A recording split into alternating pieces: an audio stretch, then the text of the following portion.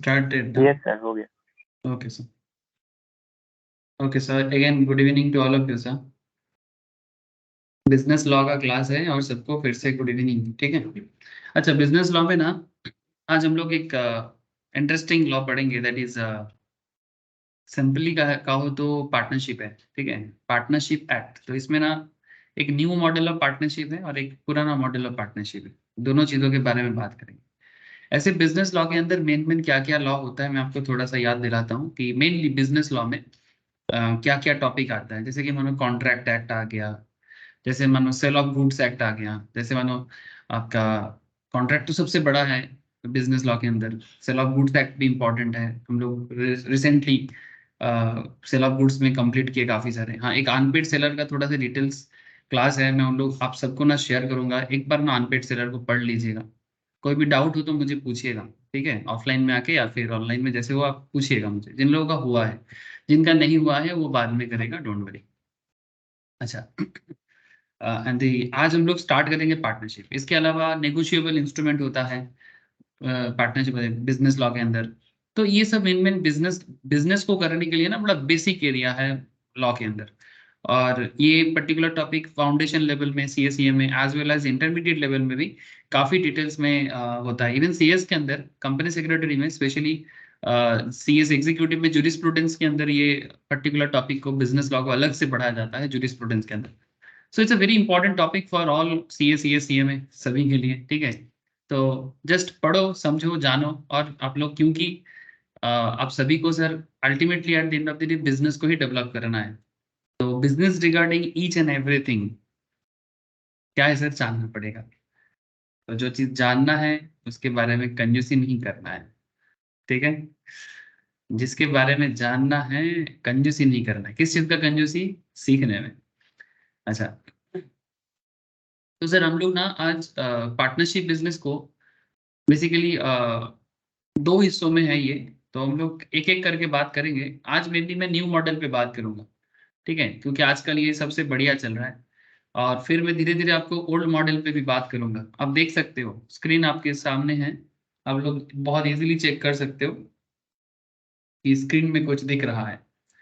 एक आपका Indian partnership act 1932 और दूसरा है इंडियन पार्टनरशिप एक्ट। उसको ऐसे नहीं कहा जाता, उसको कहा जाता है एलएलपी एक्ट 2008। हाँ सर, स्क्रीन में सबको शो हो रहा है ना?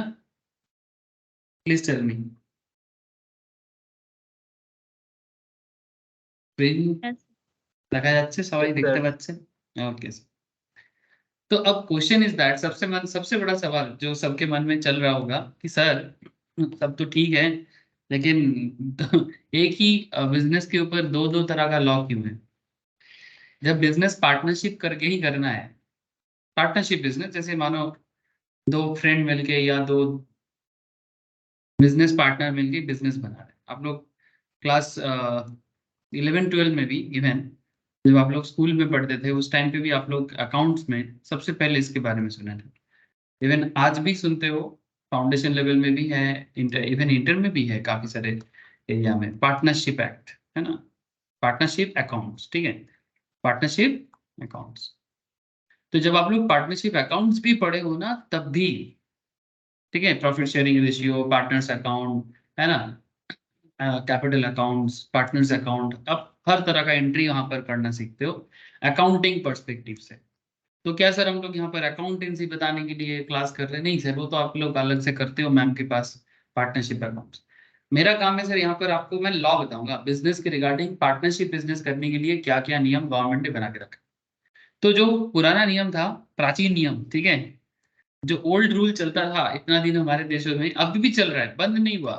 ये सिस्टम अभी भी बंद नहीं हुआ है, ये सिस्टम अभी भी बरकरार है सर, ठीक है, स्टिल रनिंग, ठीक है, एक्टिव है, फुल्ली एक्टिव लॉ है सर।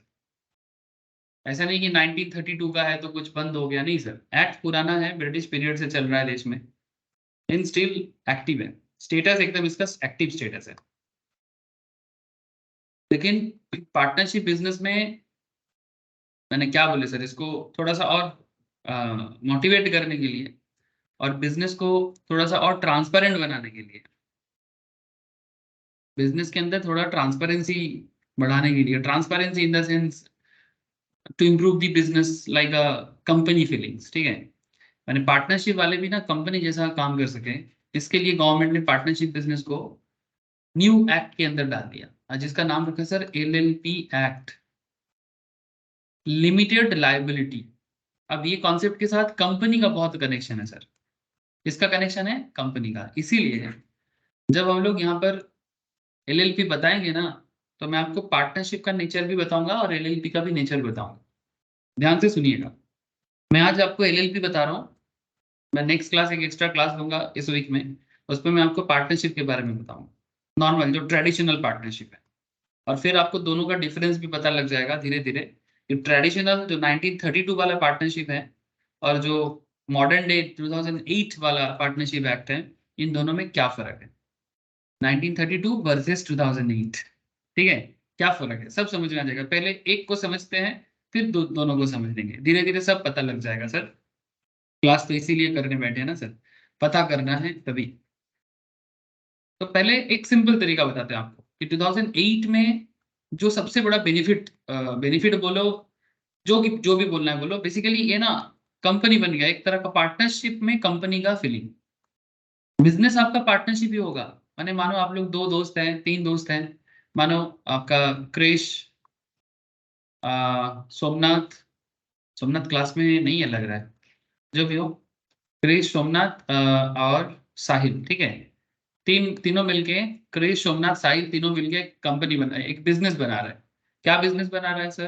कोई भी एक बिजनेस बना लो सर, सॉफ्टवेयर डेवलपमेंट कंपनी बना लो सर, ठीक है।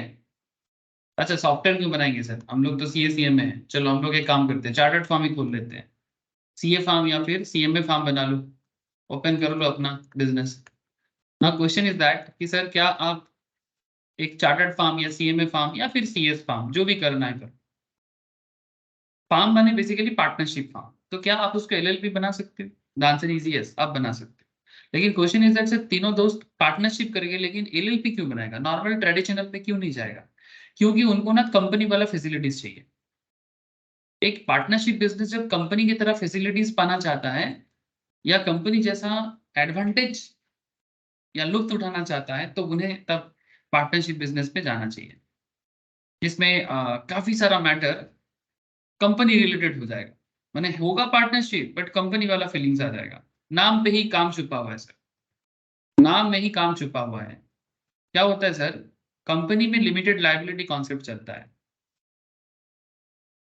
प्लीज नाम पे थोड़ा सा ध्यान दीजिए, ये जो नाम है, नाम पे ही काम है, ठीक है। किसी भी चीज का नाम को थोड़ा सा गौर से सुनिएगा, आपको काम समझ में आ जाएगा, ठीक है। सुनिएगा मैंने उसको पढ़ना है, क्योंकि हर पर्टिकुलर लॉ कुछ कहना चाहता है, समझ रहे हो सर।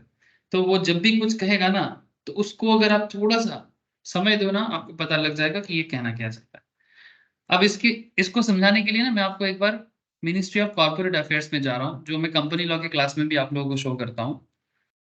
तो मैं जस्ट विजिट करूंगा एमसीए के साइट में, mca.government.in, ठीक है। तो एमसीए के साइट में आपको क्या मिलेगा मैं बताता हूँ।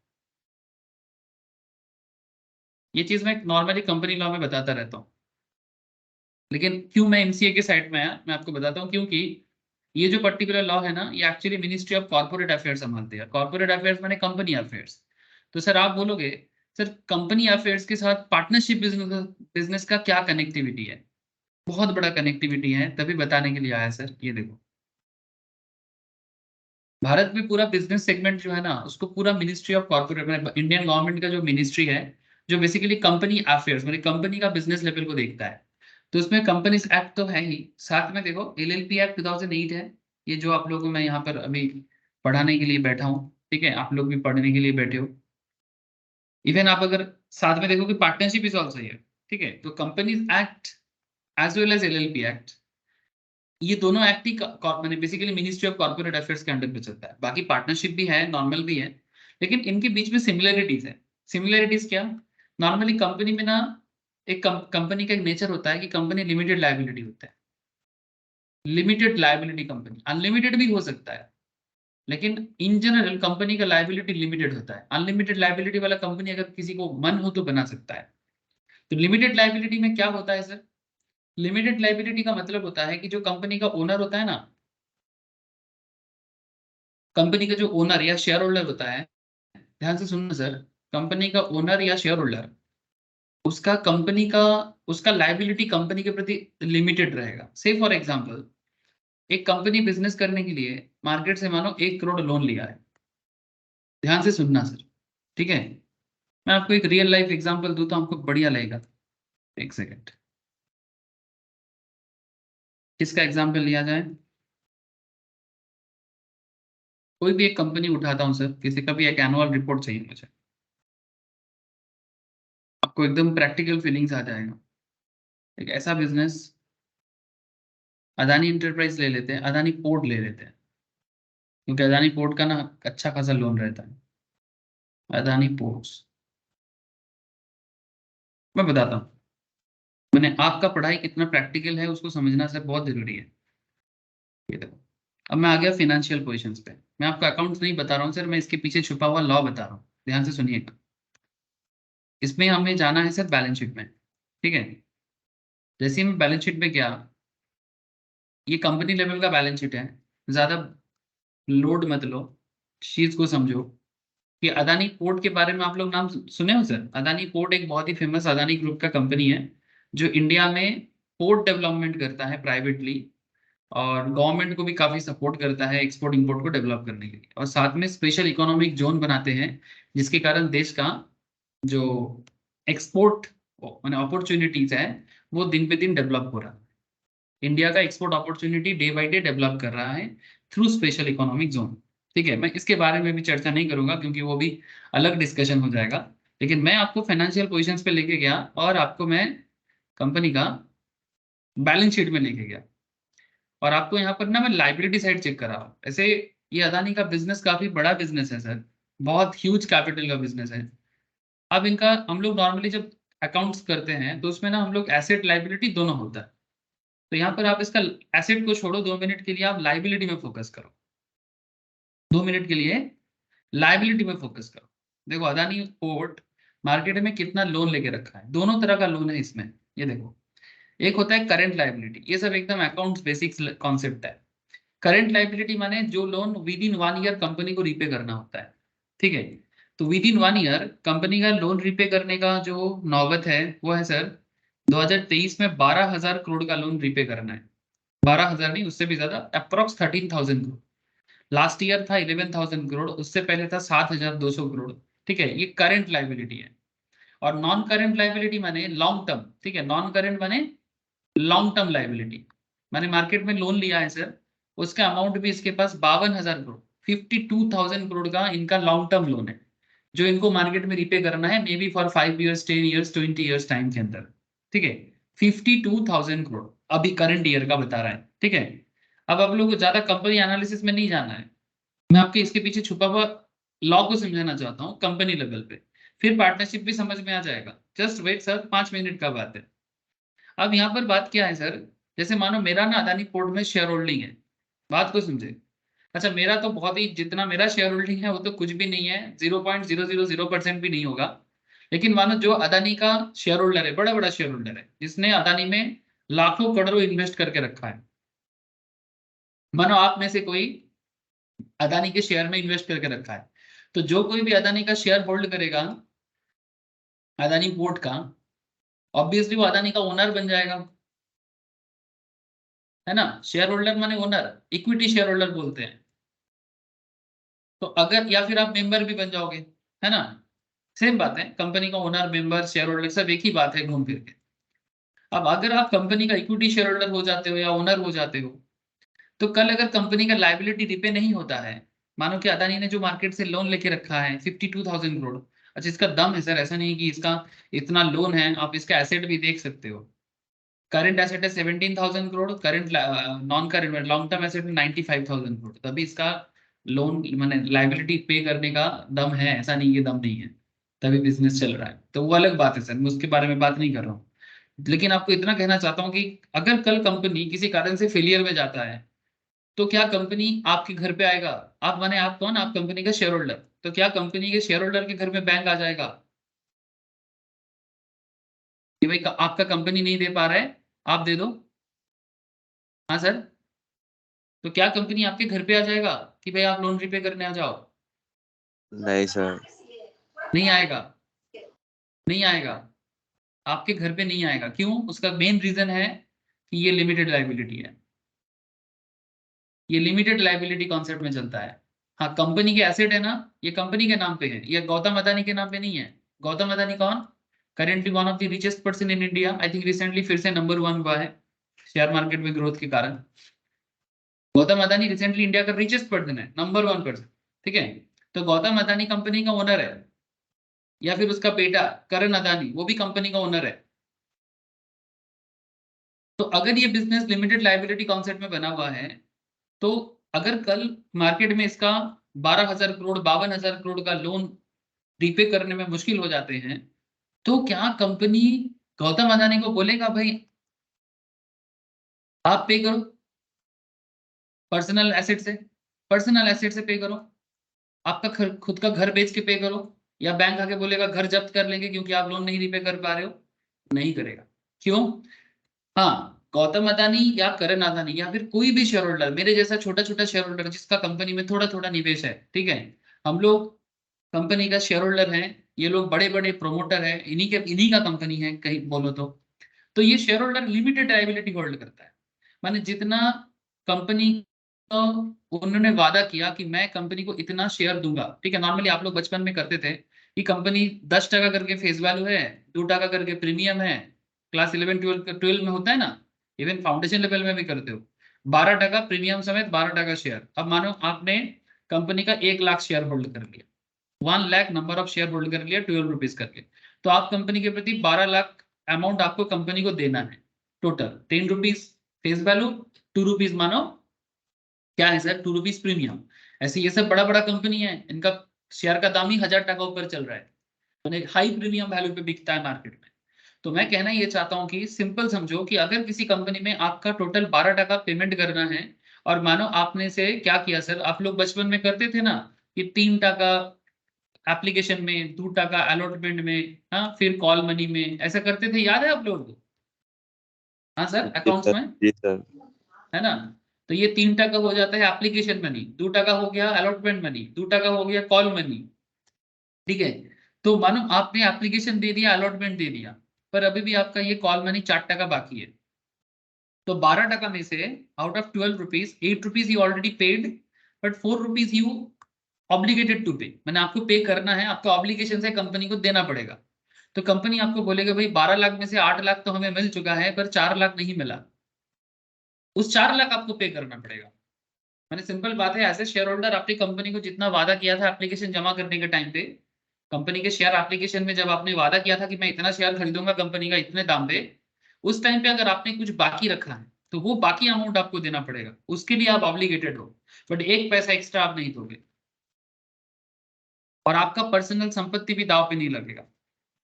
आपका पर्सनल संपत्ति इवन ना तो मेरा ना तो आपका, जो भी अदानी का पोर्ट का शेयर होल्ड करता है, ना तो गौतम अदानी का और ना ही करण अदानी का, एक्सेप्ट वो लोग अपना पर्सनल संपत्ति को बैंक में गिरवी रख के कंपनी के लिए लोन नहीं लिया है तो, मतलब अगर मानो गौतम अदानी या करण अदानी अपना पर्सनल एसेट को दांव पे लगा दिया बिजनेस को चलाने के लिए, तब अलग बात है, वो अलग बात है, वो पर्सनल रिस्क भी किया है। पर नॉर्मली अगर बिजनेस में लोन रिपे नहीं हो पाता है तो कभी भी कंपनी के ओनर को नहीं बोलेगा कि भाई आप अपना घर बेच के कंपनी का लोन रिपे करो। तो फिर क्या बेच के होगा सर? कंपनी के नाम पे एसेट होता, एसेट होगा ना कंपनी के नाम पे, क्योंकि कंपनी क्या है सर, कंपनी का एक बहुत सिंपल कैरेक्टर है, सेपरेट लीगल एंटिटी। बात को समझे, कंपनी एक सेपरेट लीगल एंटिटी होता है, कंपनी का अपना खुद का पहचान होता है, इसका खुद का इसके नाम पे कॉन्ट्रैक्ट होता है, इसके नाम पे अपना जमीन होता है, इसके नाम पे अपना बिल्डिंग होता है। कंपनी भले ही एक आर्टिफिशियल पर्सन हो, अदानी पोर्ट ऐसे तो कुछ नहीं है वास्तव में, इसका ना तो आंख नाक है, ना तो नाक है, ना तो आंख है, ना तो कान है, ठीक है, ना तो इसका कोई शरीर है, मैंने सिंपली ये कोई इंसान तो नहीं है, ये एक आर्टिफिशियल मैंने पर्सन है सर। लेकिन आर्टिफिशियल पर्सन होने के नाते क्या हुआ सर, इसको लॉ ने बनाया और लॉ ने कंपनी को पावर देके रखा है, और उसी पावर के थ्रू से कंपनी अपने नाम पे एसेट रख सकता है। तो कंपनी जब अपने नाम पे एसेट रख सकता है तो कंपनी का लायबिलिटी अगर है ना, तो वो लायबिलिटी कंपनी का एसेट बेच के चुकाया जाएगा। किसी भी बंदे का पर्सनल संपत्ति में, अगर भले ही आप कंपनी का ओनर क्यों ना हो, आपकी पर्सनल संपत्ति पे कभी भी हाथ नहीं आएगा, अगर कंपनी लिमिटेड लायबिलिटी कॉन्सेप्ट में चलता है तो। हाँ, कभी कभी अगर कंपनी थोड़ा दोष करता है, गलती करता है, तो कंपनी का वो लिमिटेड लायबिलिटी कॉन्सेप्ट कोर्ट हटा देता है, वो अलग बात है। ठीक है, वो डुप्लीकेसी करने के टाइम पे होता है। ठीक है, कंपनी तब कोर्ट बोलेगा नहीं नहीं, हम लोग ये लिमिटेड लायबिलिटी कॉन्सेप्ट को हटा देगा, आपने फ्रॉड किया है, आपका अनलिमिटेड लायबिलिटी हो जाएगा। दैट्स अ डिफरेंट इशू, मैं बाद में बात करूंगा सर। ऐसे तो कंपनीज एक्ट जिन लोगों का हो चुका है उनको पता होगा, जिनका कंपनीज एक्ट नहीं हुआ है ना बेसिक लेवल में, उनको मैं कराऊंगा कंपनीज का बेसिक्स, वहां पर मैं फिर से बात करूंगा कंपनी के बारे में। सर तो फिर हम लोग पार्टनरशिप पढ़ रहे हैं कि कंपनी पढ़ रहे हैं? सर हम लोग एक्चुअली दोनों पढ़ रहे हैं, लेकिन हम लोग आगे कहाँ जाएंगे, पार्टनरशिप में जाएंगे।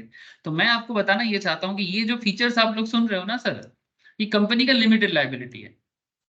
जैसे रिसेंटली आप लोगों ने सुना होगा, नहीं आई डोंट नो, बाइजू बोल के एक बड़ा फेमस एजुकेशनल कंपनी है सर। बाइजूस रिसेंटली बड़ा प्रॉब्लमेटिक सिचुएशंस में आ गया बिजनेस में। ठीक है, बाइजू ने अपना पर्सनल प्रॉपर्टी को बैंक में रख के लोन ले रहा है सर।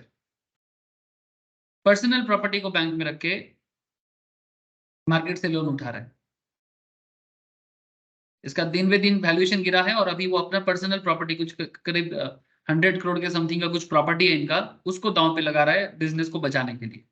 तो it's a very different situation, company का सिचुएशन अच्छा नहीं है, तो वो अलग बात है। लेकिन नॉर्मल में कंपनी प्राइवेट कंपनी था, लिमिटेड लाइबिलिटी वाला कंपनी था। तो कंपनी अगर रिपे नहीं कर पाता है अपना लाइबिलिटी, तो इसका इम्पैक्ट कंपनी के ऊपर आ सकता है, कंपनी के मेंबर के ऊपर।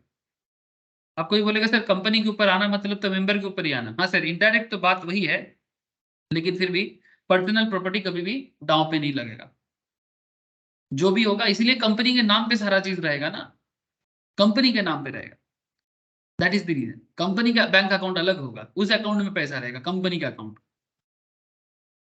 तो जो बात आप कंपनी के बारे में इतना देर से मेरे से सुन रहे हो ना, यही सेम कॉन्सेप्ट अगर पार्टनरशिप बिजनेस पे लागू कर दिया जाए, ओके सर, जो कॉन्सेप्ट कंपनी के बारे में आप लोग इतने देर से सुन रहे हो, अगर यही कॉन्सेप्ट पार्टनरशिप के बारे में एक्टिवेट कर दिया जाए, तो पार्टनरशिप किस तरह से, पार्टनरशिप किस तरह से उसको टैकल करेगा, और उस पार्टनरशिप में इस टैकलिंग कॉन्सेप्ट को एलएलपी कहते हैं, लिमिटेड लायबिलिटी पार्टनरशिप। माने अब इसको सिंप्लीफाई करते हैं पार्टनर के बिजनेस पे। अपनी कंपनी का सिस्टम आप लोगों ने समझा सर? थोड़ा बहुत बोलो सर। ऐसे तो मैं कंपनीज एक्ट में जब बात करूंगा तब डिटेल्स में बात करूंगा आप लोगों से। कंपनीज एक्ट में जब मैं बात करूंगा, मैं डिटेल्स में फिर से बात करूंगा, जिन लोगों ने नहीं किया है उनके बारे में बोल रहा हूँ। जिनका हो चुका है उनको और क्या बोलने सर, वो तो बस रिवाइज करें। ठीक है, लेकिन कंपनीज के बारे में जो मैंने अभी आपको बताया कि लाइबिलिटी चुकाने के बारे में, आप सबको कॉन्सेप्ट क्लियर है कि कंपनी अपना लाइबिलिटी खुद पे करेगा, जिसका लाइबिलिटी कभी भी कंपनी के ओनर के ऊपर नहीं आएगा, क्योंकि वो लिमिटेड लाइबिलिटी कॉन्सेप्ट में बना होता है। ये बात क्लियर है सर? हेलो, प्लीज बोलिएगा। हाँ सर। Yes, sir. ठीक है, इवन मैं आपको ओरिजिनल कंपनी के डेटा से भी बताया। ठीक है, एग्जैक्टली वास्तव में क्या सिचुएशन है। जैसे आप लोग एक कंपनी का नाम सुने हो, रिलायंस कम्युनिकेशन बोल के, सुने हो नाम, सुने हो? जी सर। किसका Yes, sir. कंपनी है, किसका कंपनी है?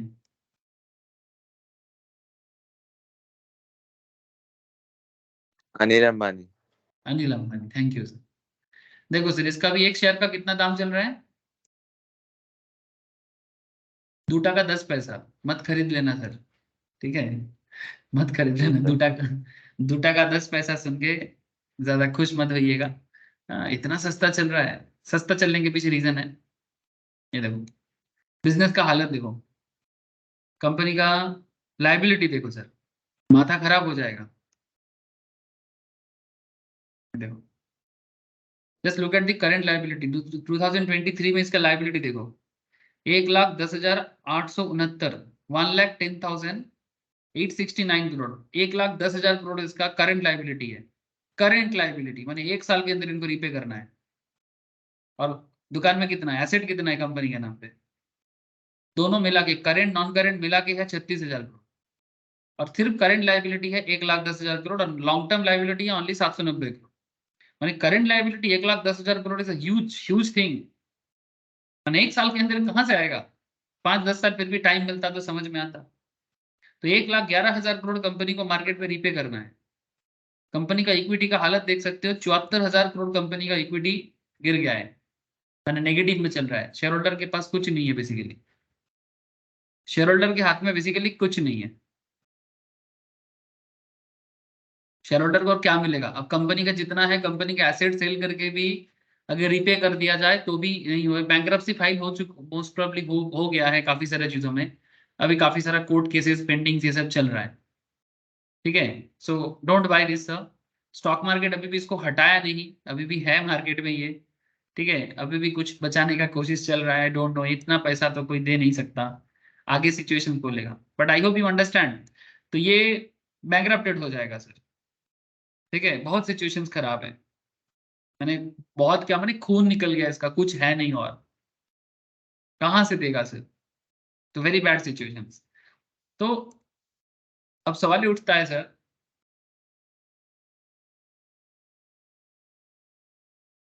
पार्टनरशिप बिजनेस में कंपनी जैसा कैरेक्टर, जैसे कि देखो अनिल अंबानी अगर ये पर्सनल लेवल में लायबल होते ना तो इतना दिन में जेल में होते। ऐसे एक बार उनके अगेंस्ट में जेल में केस फाइल हुआ था, उनका बड़ा भाई मुकेश मुकेश अंबानी जाके उनको छुड़वा के लाके लेके आया सर, 500 करोड़ का बिलिंग किया। मैंने इनके ऊपर जितना मैंने फ्रॉड का ये लगा, चार्ज लग रहा है सर, कि पैसा डुबा दिया ऐसा करके। सोनी एरिक्सन के साथ इनका बड़ा टाई अप था। 500 करोड़ सिर्फ बेल का खर्चा लगा, जो कोर्ट से जो ये मांगते हैं ना सर, पुलिस अगर लेके जाता है जो बेल कराना करवाना पड़ता है, छुड़वाना पड़ता है ना, उसके लिए 500 करोड़ का खर्चा हुआ।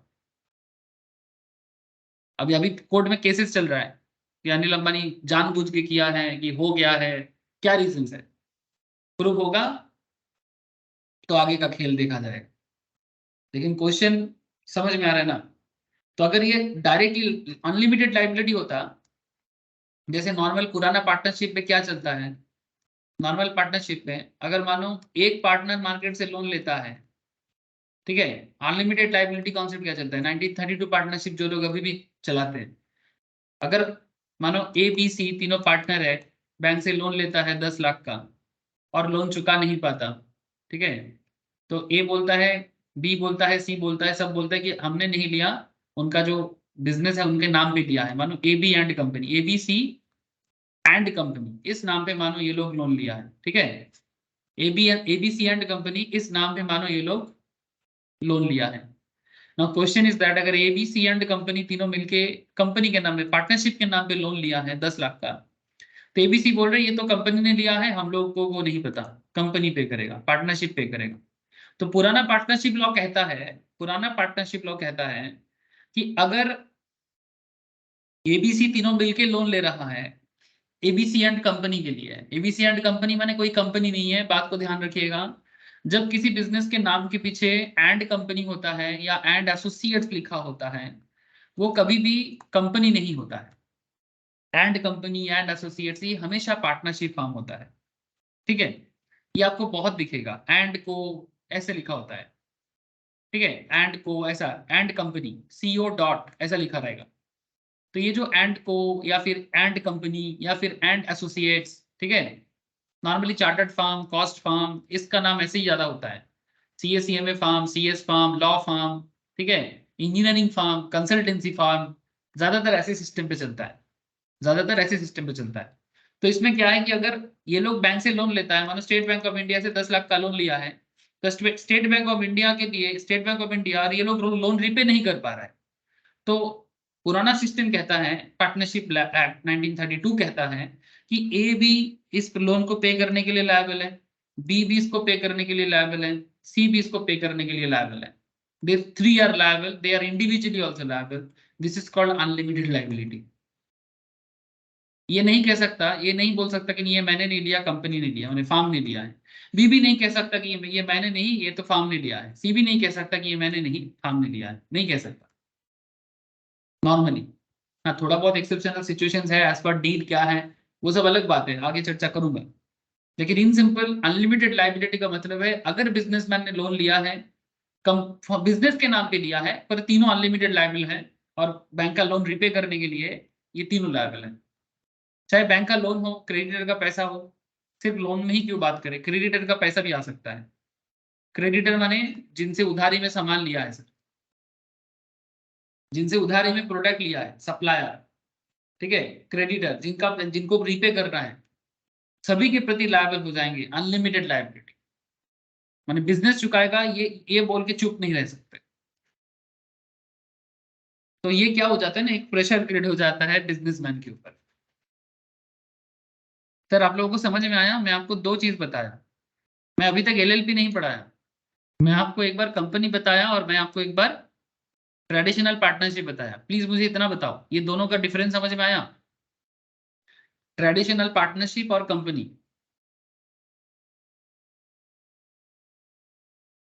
Please tell me. हाँ सर, हाँ या ना? Yes sir.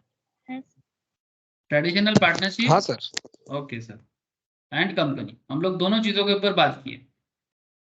अब इस दोनों को कॉम्बो कर दो, हाइब्रिड बन जाएगा। ये हाइब्रिड मॉडल है, कंपनी का भी फीचर्स मिलेगा और पार्टनरशिप का भी फीचर्स मिलेगा, दोनों को कॉम्बो करेंगे तो एलएलपी मिलेगा। चलो अब थोड़ा धीरे धीरे थोड़ा सा एलएलपी के बारे में जान लेते हैं। ट्रेडिशनल पार्टनरशिप और कंपनी का मिलन घटा है, ठीक है। ये मिलन क्या है? कंपनी और पार्टनरशिप का एक हाइब्रिड मॉडल है। जैसे आजकल होता है ना, टाइगर और लायन को मैच करा के कुछ क्या एक बनता है सर, लाइगर, है ना? आप लोग जानते होंगे, टाइगर और लायन का ब्रीड होता है, दोनों को मिला के एक एनिमल बना जा रहा है। क्या नाम है sir? I think liger. Liger. Liger, liger ही। लाइगर ही कहते हैं। ऐसा कुछ बात हो गया, टाइगर लायन मिल गया और बन गया लाइगर। इस तरह का एनिमल आजकल ब्रीडिंग किया जा रहा है। ऐसे ही थोड़ा सा लोग, इंसान का क्या है ना, वो तो एकदम कुछ भी करेगा दिमाग यूज कर। अच्छा बुरा भला बाद में देखा जाएगा। इंट्रोडक्शन, इनकॉर्पोरेशन क्या क्या जानेंगे सर? एलएलपी इनकॉर्पोरेट कैसे होता है, पार्टनरशिप एंड उसके साथ इनका रिलेशन कैसे होता है, फाइनेंशियल डिस्क्लोजर्स क्या करना पड़ता है। अच्छा, रिलेशनशिप में उसका कॉन्सेप्ट जानना है, एडवांटेज जानना है, कैरेक्टरिस्टिक जानना है, वाइंडिंग अप एंड डिसोल्यूशन, ठीक है। पार्टनरशिप एलएलपी बिजनेस को कैसे बंद किया जाता है, वाइंडिंग अप माने जैसे कंपनी में ये वर्ड यूज होता है, पार्टनरशिप में डिसोल्यूशन वर्ड यूज होता है, और कंपनी में वाइंडिंग अप वर्ड यूज होता है। तो यहाँ पर देखो दोनों नाम यूज हो गया, winding up and dissolution, and difference with other forms of organisation, जो ऑलरेडी मैं आपको थोड़ा थोड़ा समझा रहा था कि नॉर्मल पार्टनरशिप के साथ एलएलपी का डिफरेंस एंड पार्टनरशिप के साथ कंपनी का डिफरेंस। इसके अलावा सोल प्रोप्राइटरशिप या फिर कोऑपरेटिव बिजनेस, कोऑपरेटिव सोसाइटी, हर किसी के साथ इसका डिफरेंस भी पढ़ा जाता है कि ऐसा क्या है एलएलपी बिजनेस में।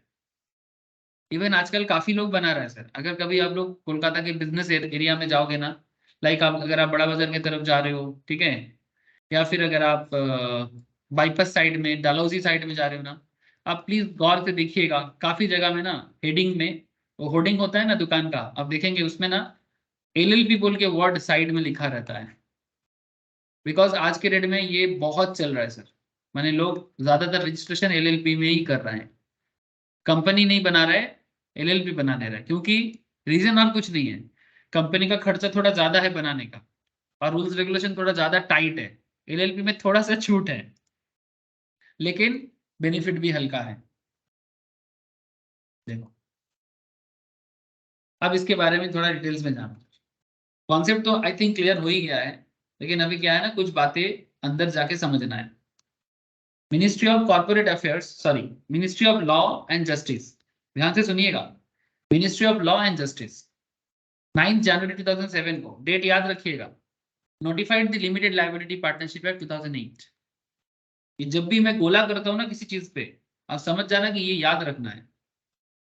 सर लॉ है, थोड़ा तो याद करना पड़ेगा, दिमाग को थोड़ा सा तो लोड देना ही पड़ेगा, है ना? थोड़ा सा लोड तो देना ही सर। मैंने एक्चुअली प्रॉब्लम क्या ना, चाहिए ना, लोड लेना नहीं चाहता है इंसान, कि इतना सहन नहीं होता है। अरे लोड तो थोड़ा सा लेना पड़ेगा सर, क्या कर सकते हैं, जब तक लोड नहीं लेंगे तो फिर गाड़ी नहीं आगे बढ़ सकता। खाली गाड़ी में क्या होता है प्रॉफिट नहीं होता। गाड़ी खाली भेजोगे तो प्रॉफिट थोड़ी कर पाओगे, गाड़ी में कुछ सामान लोड करो फिर भेजो, तब तो भाड़ा मिलेगा। सिमिलरली दिमाग में कुछ भरो, दिमाग में कुछ भरो, तब जाके देखना आगे जाके भाड़ा मिलेगा। भाड़ा में नहीं है भाई, इनकम मिलेगा, क्योंकि नॉलेज भरोगे तो आगे जाके अर्निंग करेगा। सर दिमाग इक्वल्स टू गाड़ी, हाँ सर, दिमाग का गाड़ी है sir. Parliament pass the limited liability partnership bill. अच्छा, बिल क्या होता है? Bill versus act. Sir versus नहीं बोलना चाहिए, एक्चुअली एक्ट बनने से पहले बिल बनता है, एक्ट बाद में आता है, बिल पहले बना जाता है। तो 12 दिसंबर 2008 को, अरे क्या दिन हुआ सर, इत्तेफाक। आज कितना, आज नहीं, आज 11 दिसंबर है ना, सॉरी इत्तेफाक नहीं हुआ कल पढ़ते तो फिर एकदम मैच कर जाता, जो भी हो। 12 दिसंबर 2008 को, 12 दिसंबर 2008 को इसका पार्लियामेंट में बिल पास हुआ, ठीक है। एंड प्रेसिडेंट ऑफ इंडिया उसमें अपना एसेंट, एसेंट मैंने अपना हामी भरता है, ठीक है, कि हाँ ये लॉ बनेगा। बिल बनाने के लिए हमारे देश में पार्लियामेंट में, जो लोग आजकल कॉन्स्टिट्यूशन का भी क्लास कर रहे हो, सीएस वाले ज्यादातर, कंपनी सेक्रेटरी स्टूडेंट्स का कॉन्स्टिट्यूशन का काफी होता है सर। आज सुबह ही नॉर्मली मंडे मॉर्निंग को ही मैं कॉन्स्टिट्यूशन का क्लास लेता हूँ। तो लोकसभा एंड राज्यसभा, दो हाउस होता है sir, upper house and lower house. इसको बोलते हैं लोअर हाउस, इसको बोलते हैं अपर हाउस। दोनों सदन मिलके बिल को पास कराएगा, फिर उस बिल में प्रेसिडेंट ऑफ इंडिया का एसेंट होगा। जैसे आज के डेट में कौन है हमारे प्रेसिडेंट? द्रौपदी मुर्मू मैम, है ना सर।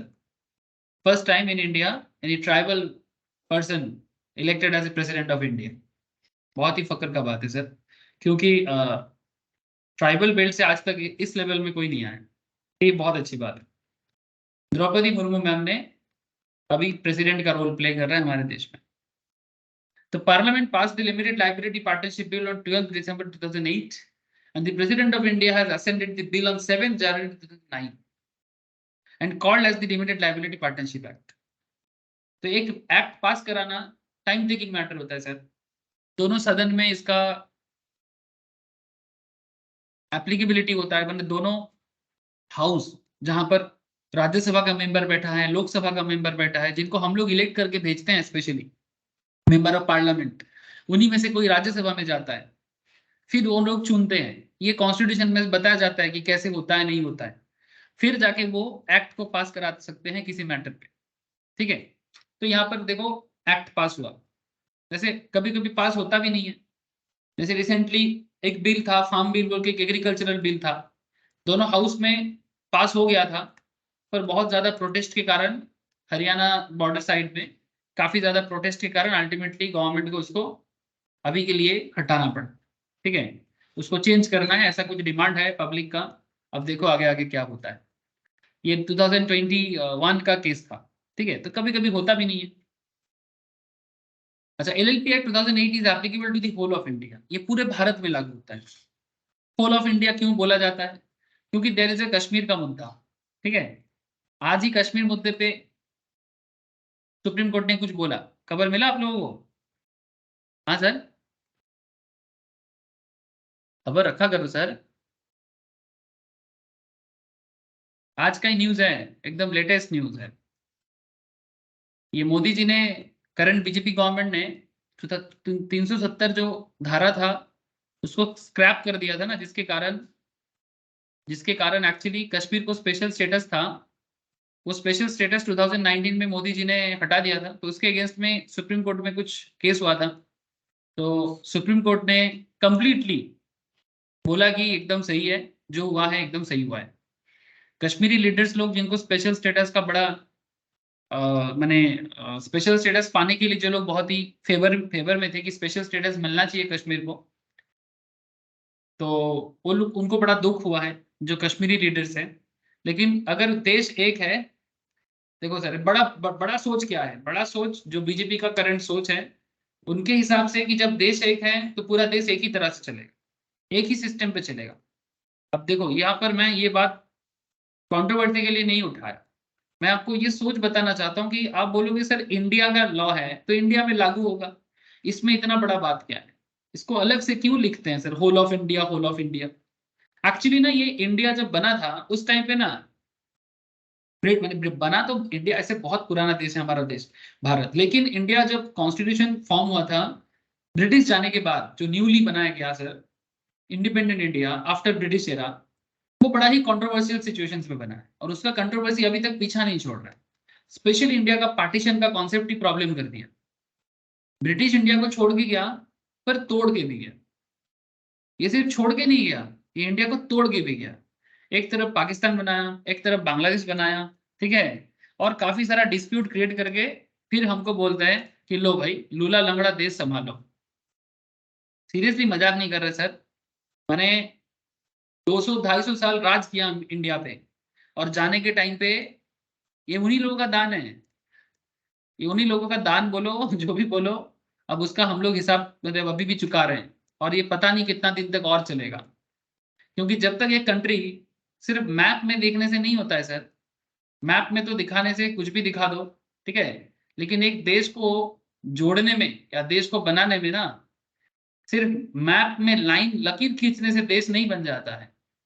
ऐसे देखो बांग्लादेश इंडिया के अंदर ही दिखता है, ठीक है, पाकिस्तान इंडिया का एक इंडस वैली सिविलाइजेशन तो यही है सर, लेकिन जो भी वो डिफरेंट रीजन में अलग हुआ है, ठीक है, डिफरेंट रीजन नहीं, जात पात धर्म के रीजन पे अलग हुआ है, और क्या बोलूं मैं, छोड़ो, डिफरेंट और कुछ भी नहीं है। कुछ लोग अपना लीडरशिप पाने के लिए देश को तोड़ने के लिए भी रेडी था। Now what is the question sir? Question ये कि ये कश्मीर, ठीक है, जम्मू कश्मीर में 370 धारा बीच में लागू हुआ था, 47 में नहीं, उसके बाद, ठीक है,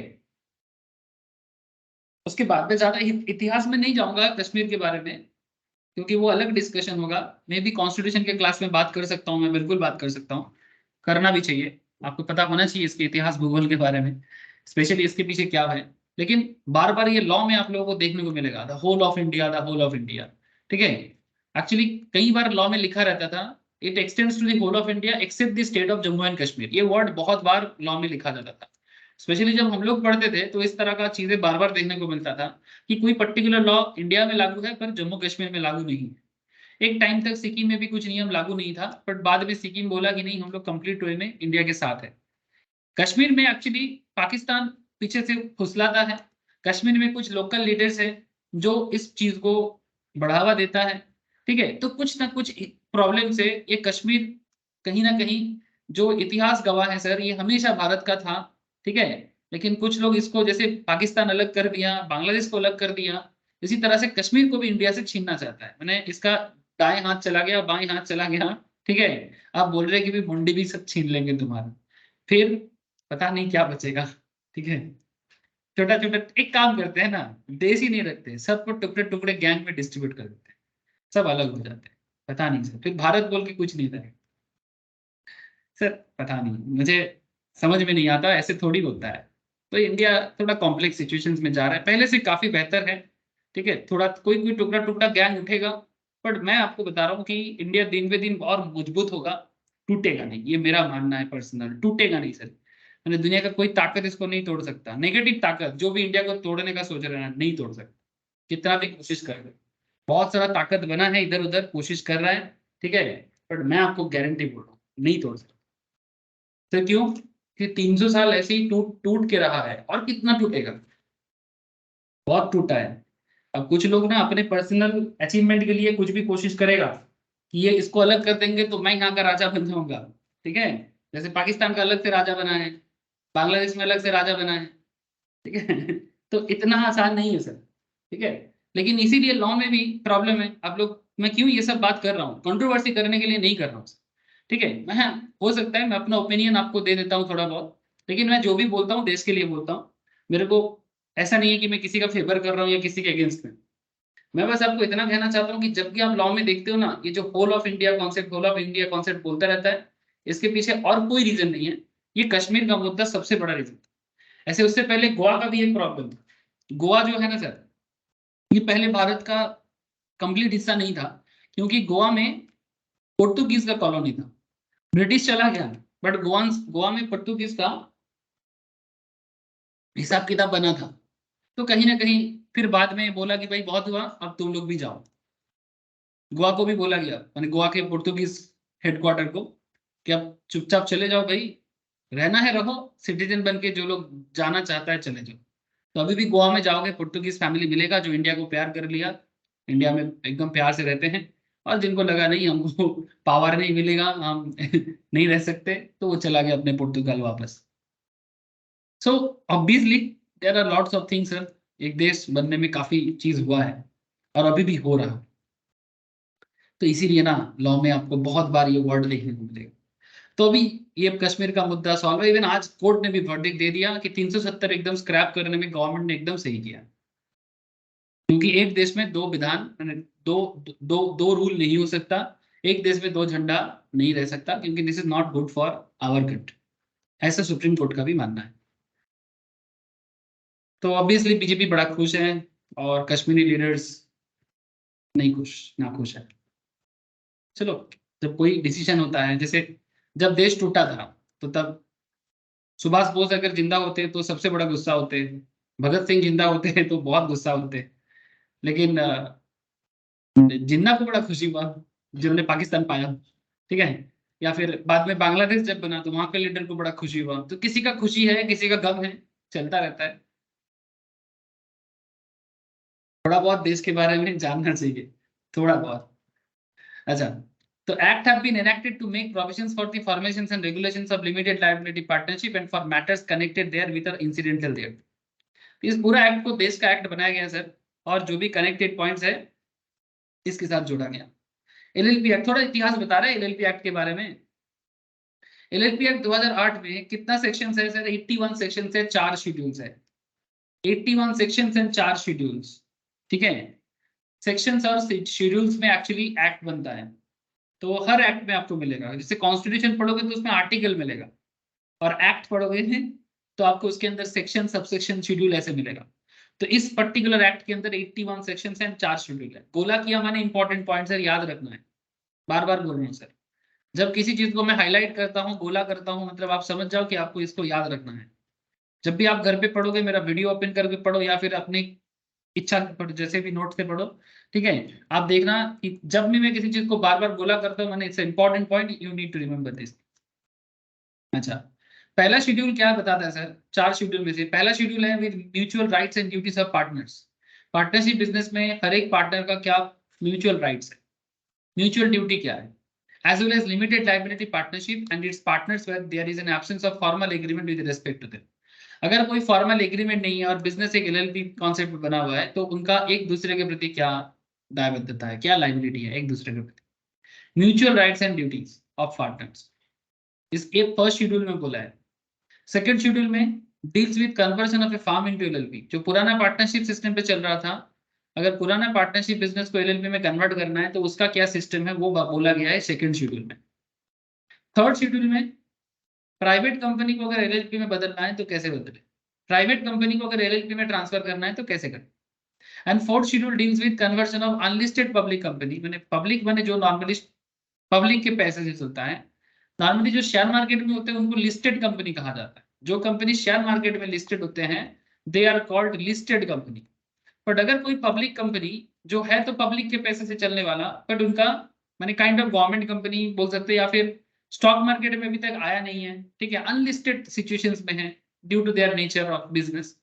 तो अगर कोई अनलिस्टेड पब्लिक कंपनी को एलएलपी में आना है, अनलिस्टेड पब्लिक कंपनी को एलएलपी में आना है, तो उसको फोर्थ शेड्यूल में बोला गया है। जो शेयर मार्केट में लिस्टेड नहीं है, ऐसा पब्लिक कंपनी को अगर एलएलपी में कन्वर्ट होना है तो वो कैसे हो सकता है, उसके बारे में फोर्थ शेड्यूल डील करता है। ये 4 शेड्यूल का एरिया है, जो 4 शेड्यूल क्या क्या मैटर में डिस्कशन करता है। फिर से गोला कर रहा हूं, मैंने इंपॉर्टेंट बातें हैं, याद रखना है।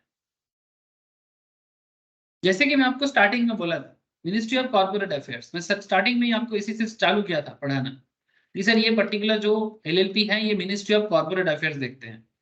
एंड रजिस्टर ऑफ कंपनीज माने आरओसी, माने आरओसी। सर आरओसी क्या होता है? चलो देख लेते हैं।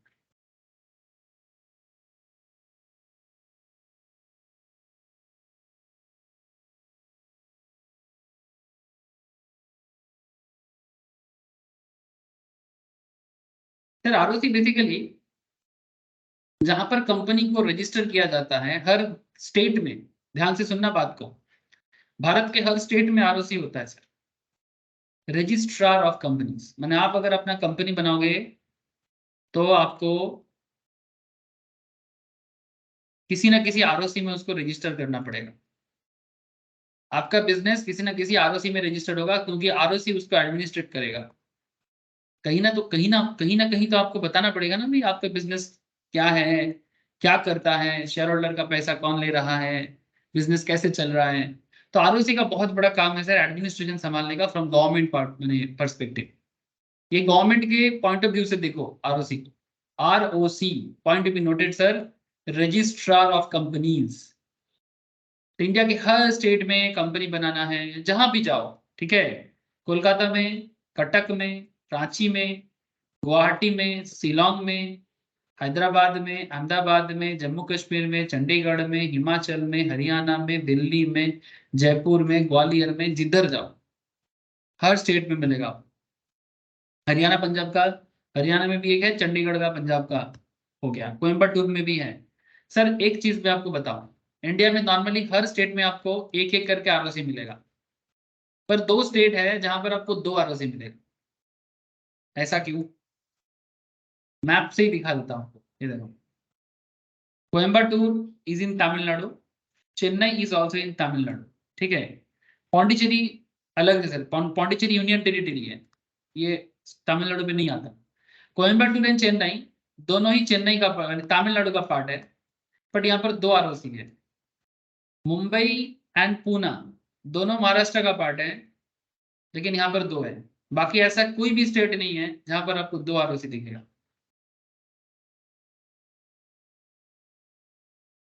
सर दिख रहा है आप लोगों को? यहाँ पर बाकी लिस्ट है, ये देखो, ये देखो, अब इसमें क्लिक करो, वेस्ट बंगाल, ठीक है। ये देखो आपको हर स्टेट का यहाँ पर डिटेल्स मिल जाएगा, हर स्टेट का डिटेल्स आपको यहाँ मिल जाएगा। इवन आप यहाँ पर सिलेक्ट आरओसी करो, ये देखो हर स्टेट के हिसाब से कहाँ कहाँ है पूरा आपको मिल जाएगा, उसका पूरा एड्रेस दिखा देगा। जैसे आपको कोलकाता वाला देखना है, क्लिक करो इसमें, ये देखो क्या लिखा है, register of companies, contact number, details, address है निजाम पैलेस, ये आपका पड़ता है हल्दीराम के वहां पर, हल्दीराम नहीं सॉरी, माने रविंद्र सदन के वहां पर एक हल्दीराम है, उसके रास्ते से जाना पड़ता है। रविंद्र सदन बोल के मेट्रो स्टेशन है सर, जो लोगों को कोलकाता का मेट्रो पता है। निपुर जहाँ पे जाते हैं, हाँ सर बोलो। वही मेट्रो स्टेशन में उतर के कॉलेज जाता हूँ सर। हाँ वेरी गुड सर, ठीक है, रविंद्र सदन में उतर के आपको टुवर्ड्स पार्क सर्कस की तरफ जाना पड़ेगा, मिंटो पार्क की तरफ, तो उस तरफ से जाओगे तो आपको ये पर्टिकुलर निजाम पैलेस मिल जाएगा, AJC Bose road Kolkata. Flyover के नीचे नीचे जाना पड़ता है, साइड में आपको निजाम पैलेस मिलेगा, उसी के अंदर आरओसी का ऑफिस है, ठीक है। मैंने वही सारा का सारा डिटेल्स हैंडल करते हैं कोलकाता में या वेस्ट बंगाल में कंपनी का मैटर्स। कंपनी क्या है, क्या करते हैं, और बताना पड़ता है बकायदा। अगर आप नहीं करोगे रजिस्टर तो कंपनी वैलिड नहीं है, ठीक है। तो ये है, तो आपको अब बार बार देखो, बार बार कंपनी वाला बात आ जा रहा है ना, क्यों? क्योंकि एलएलपी भी कंपनी का हाइब्रिड मोड है ना सर, कंपनी और पार्टनरशिप का। इसलिए the ministry of corporate affairs and the register of companies are interested with the task of administrating the LLP act 2008। The central government has the authority to frame the rules with regard to the LLP Act 2008 and can amend them by notification in the official gazette from time to time. It is also to be noted that the Indian Partnership Act 1932 is not applicable to LLP. जो 1932 वाला partnership act है वो कभी भी LLP में लागू नहीं होगा, ठीक है। जो 1932 वाला पुराना लॉ है वो एलएलपी में लागू नहीं होता है। नाउ आपके मन में एक क्वेश्चन आ सकता है, sir need to new form of limited liability partnership बनाने का जरूरत क्यों पड़ गया, क्या नीड आ गया? सर मैं आपको क्या बोला ना कि आपको ना बिजनेस पे एक मॉडर्निटी लाना था। बिजनेस का जो हिसाब किताब है, जैसे देखो पार्टनरशिप बिजनेस को ट्रैक करना मुश्किल है, गवर्नमेंट भी चाहता है कि भाई न्यू जनरेशन बिजनेस करे, न्यू जनरेशन बिजनेस के बारे में एक अलग ही लेवल का फीलिंग्स लाए और ट्रांसपेरेंटली बिजनेस करे। गवर्नमेंट को भी पता तो चले, और गवर्नमेंट को भी टैक्सेशन की चाहिए होता है ना। गवर्नमेंट सिर्फ टैक्स देखने से नहीं होगा, गवर्नमेंट भी चाहता है कि इंडिया में बिजनेस का डेवलपमेंट हो। तो लॉ मेकर्स जो लॉ बनाते हैं वो क्या देख रहे हैं, NBC the need for bringing out a new legislation for creation the limited liability partnership to meet the counter contemporary growth of Indian economy. आज के डेट में इंडियन इकोनॉमी को ग्रोथ कराना है तो आपको ना कुछ ऐसा बिजनेस फॉर्मेशन करना है, क्योंकि हर कोई कंपनी नहीं बना सकता, पर वो एलएलपी तो बने, पार्टनरशिप तो बना सकता है। लेकिन ऐसा पार्टनरशिप बनाया जाए जिससे कंपनी वाला फैसिलिटीज वाला मिल जाए, लोगों को भी इतना डर ना हो। कंपनी के काफी सारा बेनिफिट देता है गवर्नमेंट, वैसा बेनिफिट एलएलपी को भी दिया जाए। A need has been filled for a new corporate firm that would provide an alternative to the traditional partnership with unlimited personal liability। आपको मैं पहले ही बोला कि पुराना कॉन्सेप्ट में पर्सनल लाइबिलिटी अनलिमिटेड हो जाता है। जो मेन कॉन्सेप्ट है इस कॉन्सेप्ट का, यानी ये जो चैप्टर है इसका मेन कॉन्सेप्ट यही है कि अगर मैं आपको पहले ही बोल रहा था, अगर एबीसी पार्टनर है किसी बिजनेस का, अगर वो लोग तीनों पार्टनरशिप बिजनेस की तरफ से लोन लिया है, मानो उनका बिजनेस का नाम है एबीसी एंड कंपनी, अगर एबीसी एंड कंपनी मार्केट से 1 करोड़ का लोन लिया है तो एबीसी एंड कंपनी लायबल नहीं होगा, पूरा का पूरा एबीसी पर्सनल लायबल हो जाता है।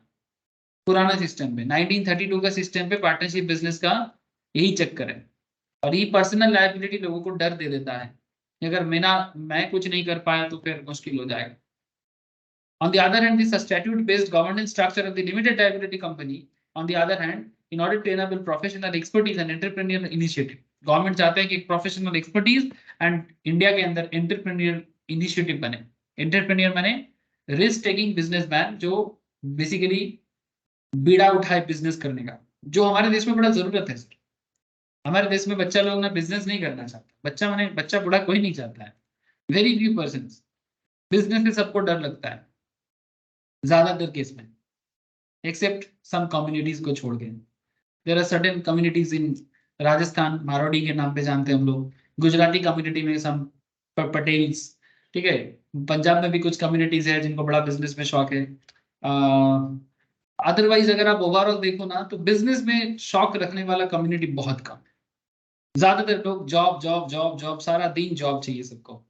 जॉब तो मिलेगा लेकिन बिजनेस चाहिए। तो गवर्नमेंट देख रहा है कि भाई अगर ज्यादातर बिजनेस बना पाएंगे हम लोग तो भी ना जॉब क्रिएट कर पाएंगे, और अकेला सरकार कितना कर देगा, इतना बड़ा जनसंख्या वाला देश है। इट्स वेरी टफ, लेकिन सबका एक योगदान चाहिए। तो गवर्नमेंट एंटरप्रेन्योरियल इनिशिएटिव को बढ़ावा देने के लिए उसको कंबाइन किया, organise and operative in flexible, flexibility भी दिया कि भाई ठीक है आप बिजनेस करो, पार्टनरशिप में करो, लेकिन आपको कंपनी वाला फीलिंग्स दूंगा। Innovative and efficient manner, the LLP act 2008 was enacted, इसी तरह से बनाया गया। तो LLP was a form of business organization, is an alternative corporate business vehicle, जो मैं बार बार आपको बता रहा था। कॉर्पोरेट बने कंपनी, मैंने आप एलएलपी बनाओगे तो आपको कॉर्पोरेट वाला ही फीलिंग्स होगा।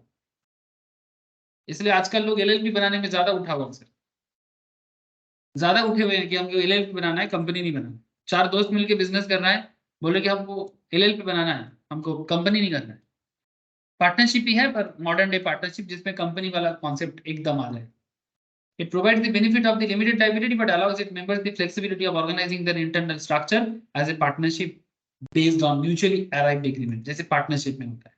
माने अंदर का बात पार्टनरशिप वाला और फ्लेक्सिबिलिटी कंपनी की तरफ, जो आपको मैं स्टार्टिंग से बताने की कोशिश कर रहा हूँ। तो LLP firm enables entrepreneurs, professionals and enterprises providing service of any kind of engaged in scientific and technical discipline। आप कोई भी साइंटिफिक लेवल का बिजनेस करो या फिर टेक्निकल लेवल का करो, commercially efficient vehicles suited to their requirements. माने ऐसा कुछ ऐसा बनाओ, एक व्हीकल माने एक व्हीकल की तरह, व्हीकल माने एक गाड़ी, ठीक है, जिस गाड़ी में बिजनेस का तरक्की होगा। ठीक है, ये जिंदगी में बिजनेस करने का एक तरक्की करने वाला एक व्हीकल्स की तरह है, जिसमें बिजनेस में डेवलपमेंट आएगा। इसी मुद्दे पे इसको बना गया। So owing to flexibility in the structure and operations, LLP suitable vehicle for small enterprise and for investment by venture capital. Even सबसे बड़ा बात, आप लोग VC के बारे में सुने हो सर? कोई VC कौन होता है, कोई बता सकते हो सर? Who is VC? आजकल टीवी में प्रोग्राम भी होते हैं, क्या नाम है, शार्क टैंक बोल,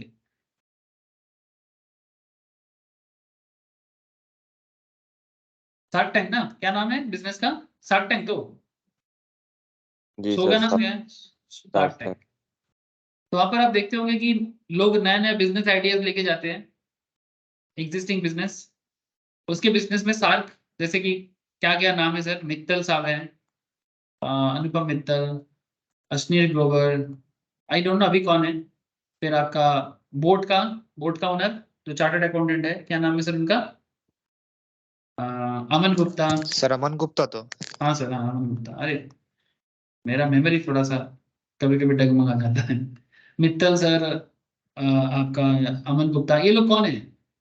सर ये लोग एक्चुअली वहां पर ना VC का ही काम करते हैं, वेंचर कैपिटलिस्ट, जिनको आप ओ शार्क सर, आप कहते हो। वेंचर कैपिटल, ये दिमाग में नहीं है। ठीक है, ये लोग एक्चुअली वेंचर कैपिटलिस्ट है। वेंचर का मतलब होता है बिजनेस, एंड कैपिटलिस्ट का मतलब होता है पूंजीपति, मतलब जिनके पास दूसरे के बिजनेस में पैसा लगाने का पूंजी है। पूंजी बंगाली में बोलते हैं सर, ठीक है, कैपिटल है, सिंपल, वेंचर कैपिटलिस्ट। ठीक है, ये लोग क्या करेगा, मानो हमारे मन में या आपके मन में कोई बिजनेस आइडिया है, आप जाके बोलो उनको, अगर आपका आइडिया उनको ठीक लगता है तो वो बोलेगा ठीक है, मैं आपके बिजनेस पे 20 लाख देता हूँ, ठीक है, फॉर 1% स्टेक। ऐसा ऐसा ऑफर चलता है ना, 1% स्टेक के बदले 20 लाख, कोई बोलेगा एक, जितना बड़ा बिजनेस होगा 1 करोड़ के बदले कोई बोलेगा 5%, ऐसा चलता रहता है ना। हाँ सर, ऐसा आप लोग देखे होंगे कि नहीं देखे होंगे, बोलो। जी सर। तो अभी सिचुएशंस क्या होता है सर, ये जो LLP कॉन्सेप्ट है ना, ये बेसिकली एक पार्टनरशिप फॉर्मेशन है।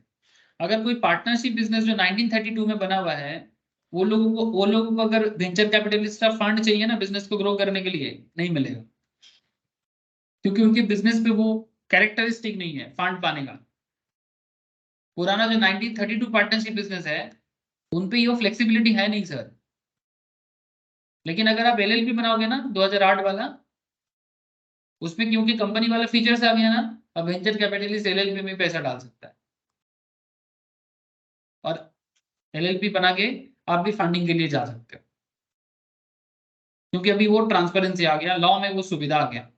जो पुराना लॉ, पुराना मैंने पार्टनरशिप सिस्टम, जो ट्रेडिशनल जो ओल्ड मेथड है, उसमें ये सब फ्लेक्सिबिलिटीज नहीं है।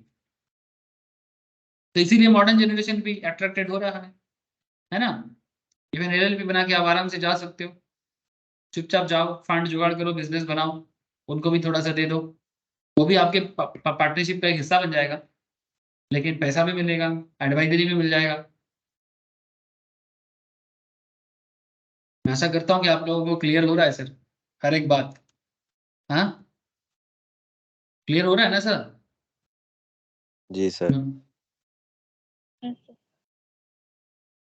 लिमिटेड लायबिलिटी पार्टनरशिप क्या होता है, इसका मतलब दिया है यहाँ पर, ऑलरेडी बोल दिया, फिर भी ऑर्गेनाइज वे में लिखा है कि एग्जाम में तो ऐसे ही लिखना पड़ता है ना। एग्जाम में थोड़ी ना मेरा स्टोरी थोड़ी ना छापोगे, मेरा स्टोरी समझने के लिए, छापने के लिए नहीं। छापना है किताब स्टाइल में, समझना मेरे हिसाब से समझ लो, कोई दिक्कत नहीं है, ठीक है। उसमें आप भी अपना जोड़ दो, मेरे साथ आप भी अपना कॉकटेल बना दो कि मुझे ऐसे समझ में आता है, लेकिन लिखना वही है जैसे किताब में लिखा रहता है, या फिर एक सिस्टमेटिक वे में लिखना है।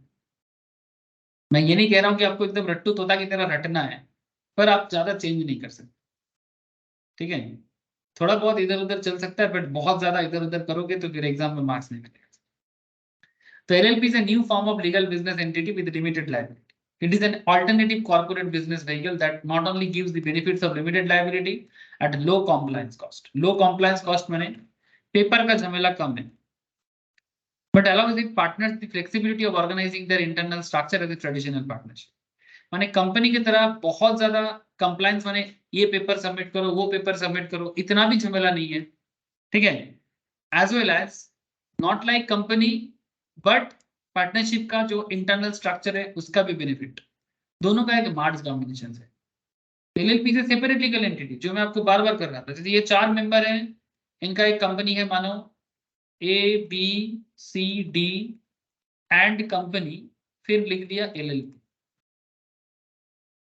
पार्टनरशिप है पर LLP है। तो ये ABCD एंड कंपनी LLP जो है ना, ये अलग है और ये लोग अलग है, सेपरेट लीगल एंटिटी। कंपनी अलग, मैंने इनका पार्टनरशिप बिजनेस अलग है, ये जो लोन लेगा इनका अलग से नाम पे दिखाएगा, ABCD के नाम पे दिखाएगा, उनका अलग बैंक अकाउंट होगा, अलग अपने बिजनेस के नाम पे अलग से एसेट बनेगा, अलग से लाइबिलिटी बनेगा, और ये लोग अलग हो जाएगा, चलाएगा यही लोग, बट लॉ इनको अलग से एक, ये लॉ बना है, लॉ इनको पावर दे देता है जैसे कंपनी को देता है। तो LLP is a separate legal entity, and with while the LLP itself will be liable for the full extent of its assets, the liability of the partners will be limited. इसके बारे में मैं पहले ही बात कर दिया।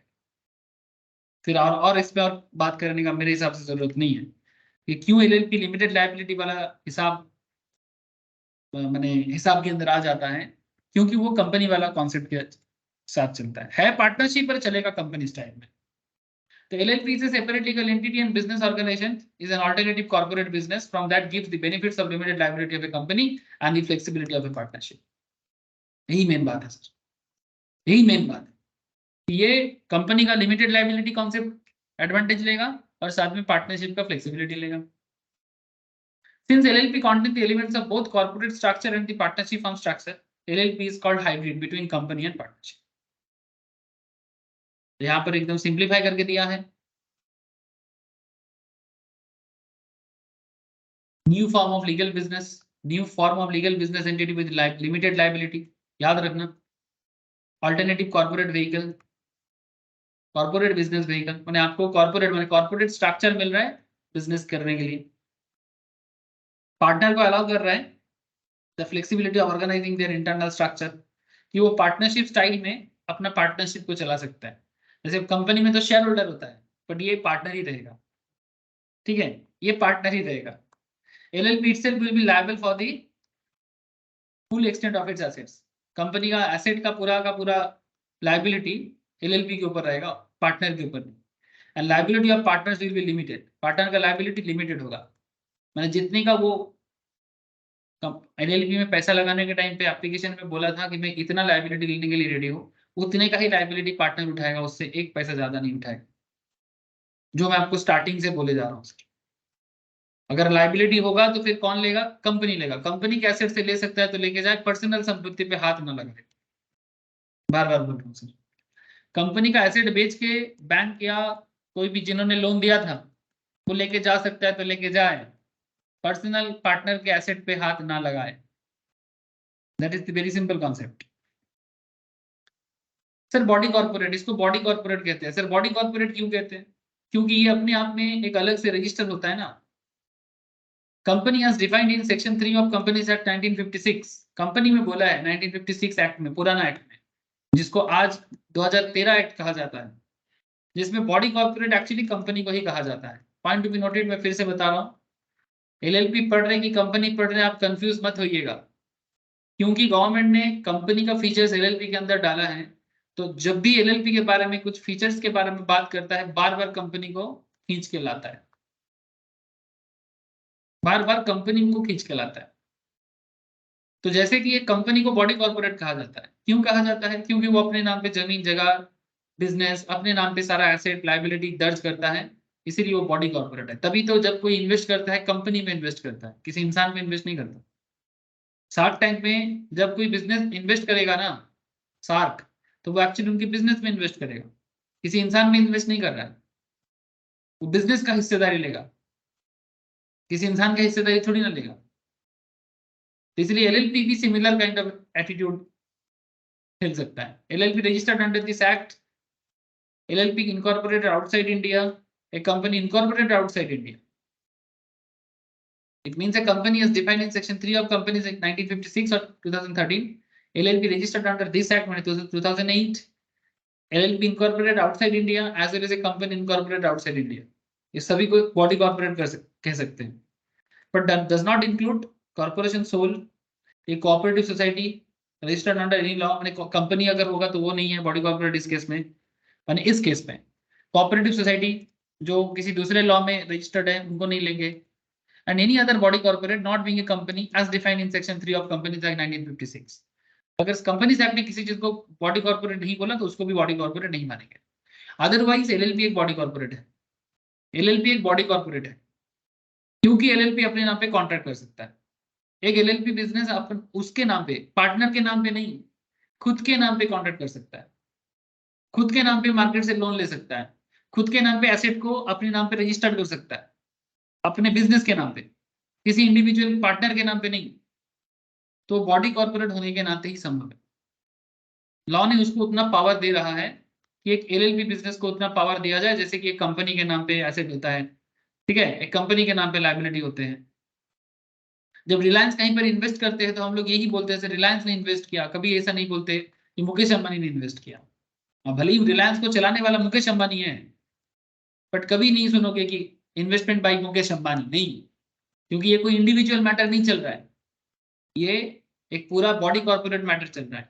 इसलिए invest by Reliance, invest by Adani group, invest by Tata group, ऐसे लिखा रहता है। क्यों लिखा रहता है? क्योंकि लॉ उनको वो परमिशन देता है, लॉ उनको वो पावर देता है, तभी वैसा कर सकता है।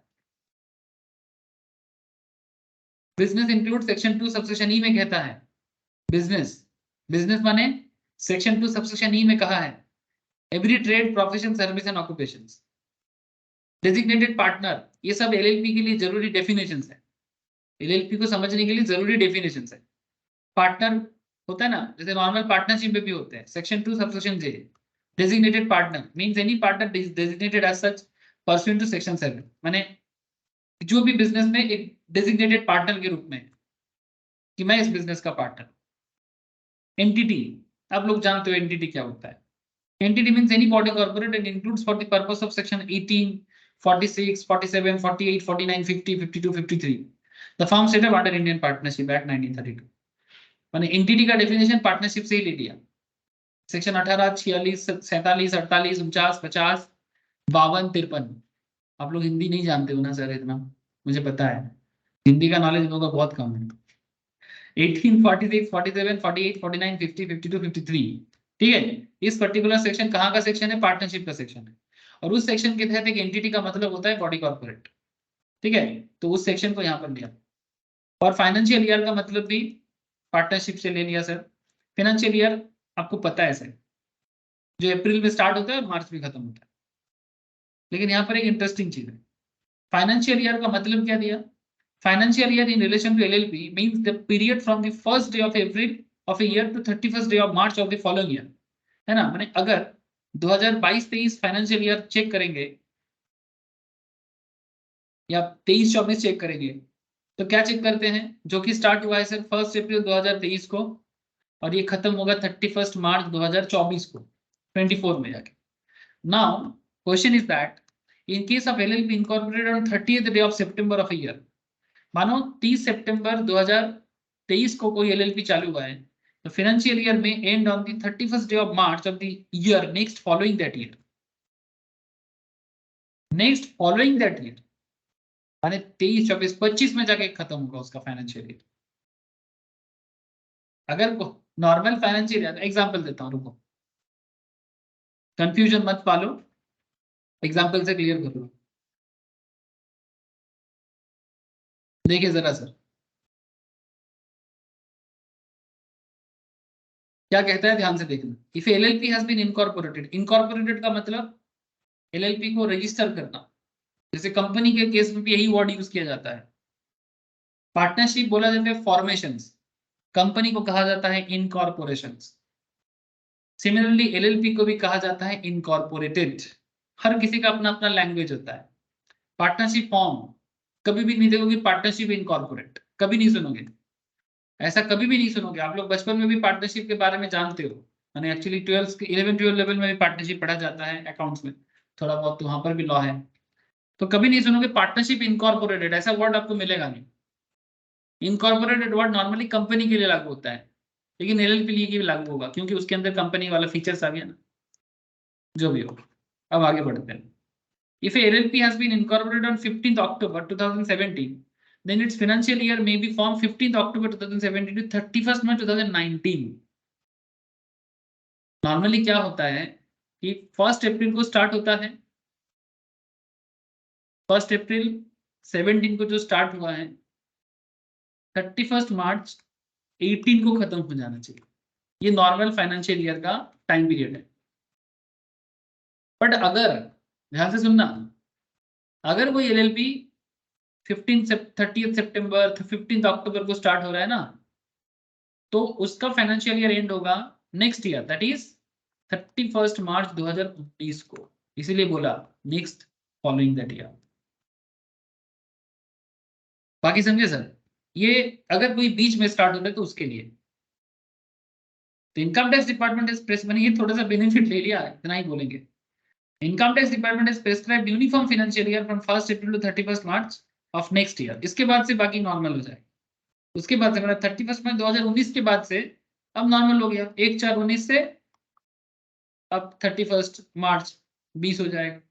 अब चलता जाए ईच ईयर, बाकी ठीक है। लेकिन अगर स्टार्टिंग में थोड़ा सा माने बीच में स्टार्ट हो ही सकता है, जरूरी थोड़ी है कि आप बिजनेस एकदम डेट बाय डेट स्टार्ट कर पाओगे, नॉट नेसेसरी ना। तो अगर इस तरह का कभी भी बीच में से स्टार्ट होता है तो तब नेक्स्ट फाइनेंशियल ईयर तक का उसको प्रोमोट कर दिया जाता है, बाकी ऑटोमेटिक चलता जाएगा। ठीक है सर, समझ में आ गया?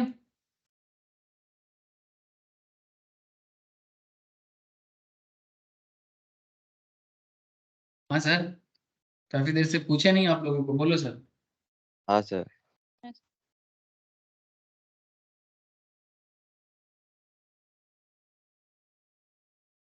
Okay sir.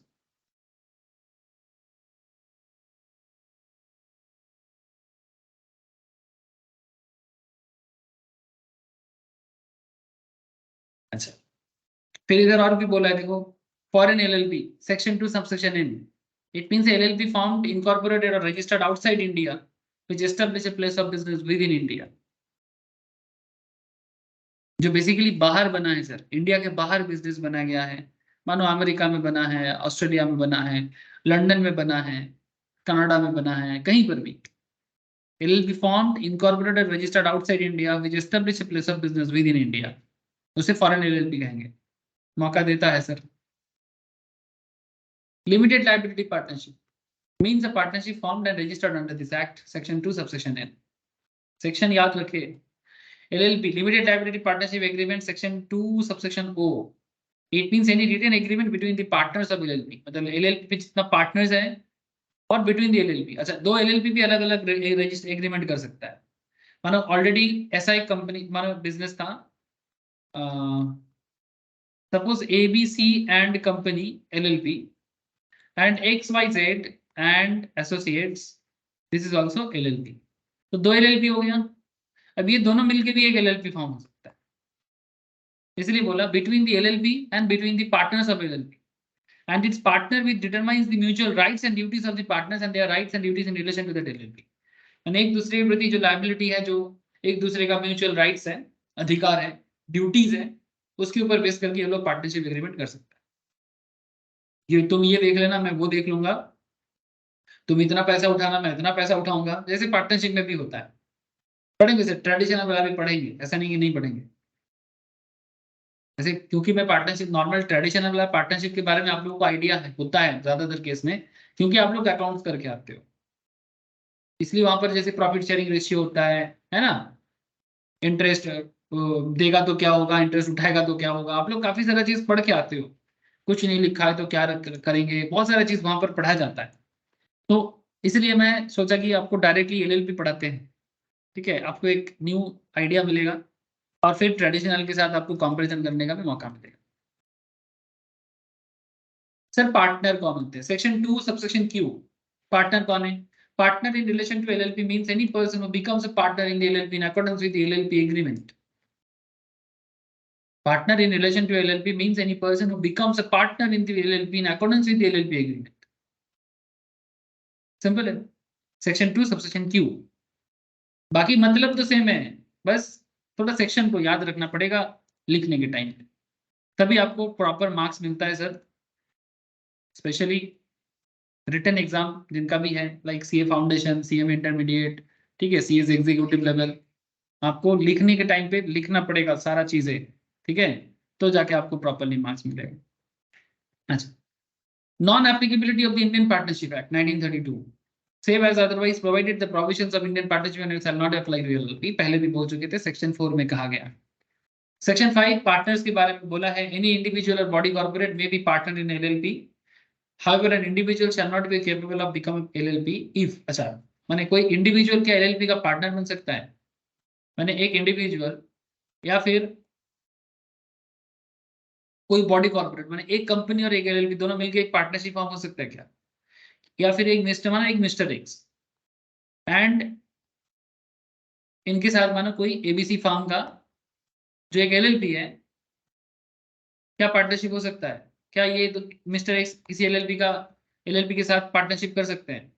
या फिर कोई कंपनी, मानो टाटा कंपनी या फिर कोई भी कंपनी, ठीक है, किसी एलएलपी के साथ पार्टनरशिप कर सकता है। तो क्या कहता है sir? Yes, any big individual और body corporate may be partner in LLP, however an individual shall not be capable of becoming partner of LLP if, ये एक्सेप्शनल पॉइंट है, अगर किसी को कोई इंडिविजुअल के बारे में स्पेसिफिकली, किसी इंडिविजुअल, मानो कोई मिस्टर एक्स है, मिस्टर वाई है, मिस्टर जेड है, कोई भी, एरे गैरे कोई भी ठीक है, जिसको भी आप नाम ले लो सर, राम श्याम यदु मधु, ठीक है, किसी को भी, जिसको भी लेना है ले लो, कोई दिक्कत नहीं। लेकिन आप इतना समझो कि अगर कोई इंडिविजुअल कुछ ऐसा काम करता है तो उन्हें एलएलपी का पार्टनर नहीं लिया जाएगा। ये एकदम कॉन्ट्रैक्ट एक्ट से लिया गया। He has been found to be unsound mind, माने पागल तो नहीं है। जैसे टीवी में, यूट्यूब में आजकल एक गाना होता है ना, काफी सारे शॉर्ट्स में वैसे होता है, कभी कभी मैं सुनता हूँ, बोलते हैं कि हम पागल नहीं है भैया, हमारा दिमाग खराब। बात तो एक ही हुआ ना हम पागल नहीं है भैया, हमारा दिमाग खराब है। दिमाग खराब होना मैंने पागल ही तो हुआ, जो भी हो, basically unsound mind. He has been found to be of unsound mind by a court। अच्छा, अरे डॉक्टर का सर्टिफिकेट होने से बोलेंगे सर, हम आप बोलने से नहीं होगा। मैंने रास्ते में जाते जाते कोई भी किसी को पागल बोल देगा तो क्या वो पागल हो जाएगा? नहीं, कोर्ट डिक्लेयर करता है विद मेडिकल सर्टिफिकेशन, तो जाके हम किसी को पागल बोल सकते हैं। Competent jurisdiction and the finding is in force। So he has been found to be unsound mind by a court of competent jurisdictions and the finding is in force। अगर कोई पागल है तो वो ऑब्वियसली एलएलपी का partner नहीं बन सकता। He is an undischarged insolvent. Insolvent मैंने दिवालिया इंसान, जिनका मार्केट में काफी लोन है और उसको कोर्ट में दिवालिया घोषित कर चुका है, इंसॉल्वेंट हो चुका है, बैंकरप्टेड हो चुका है, वो भी नहीं कर सकता।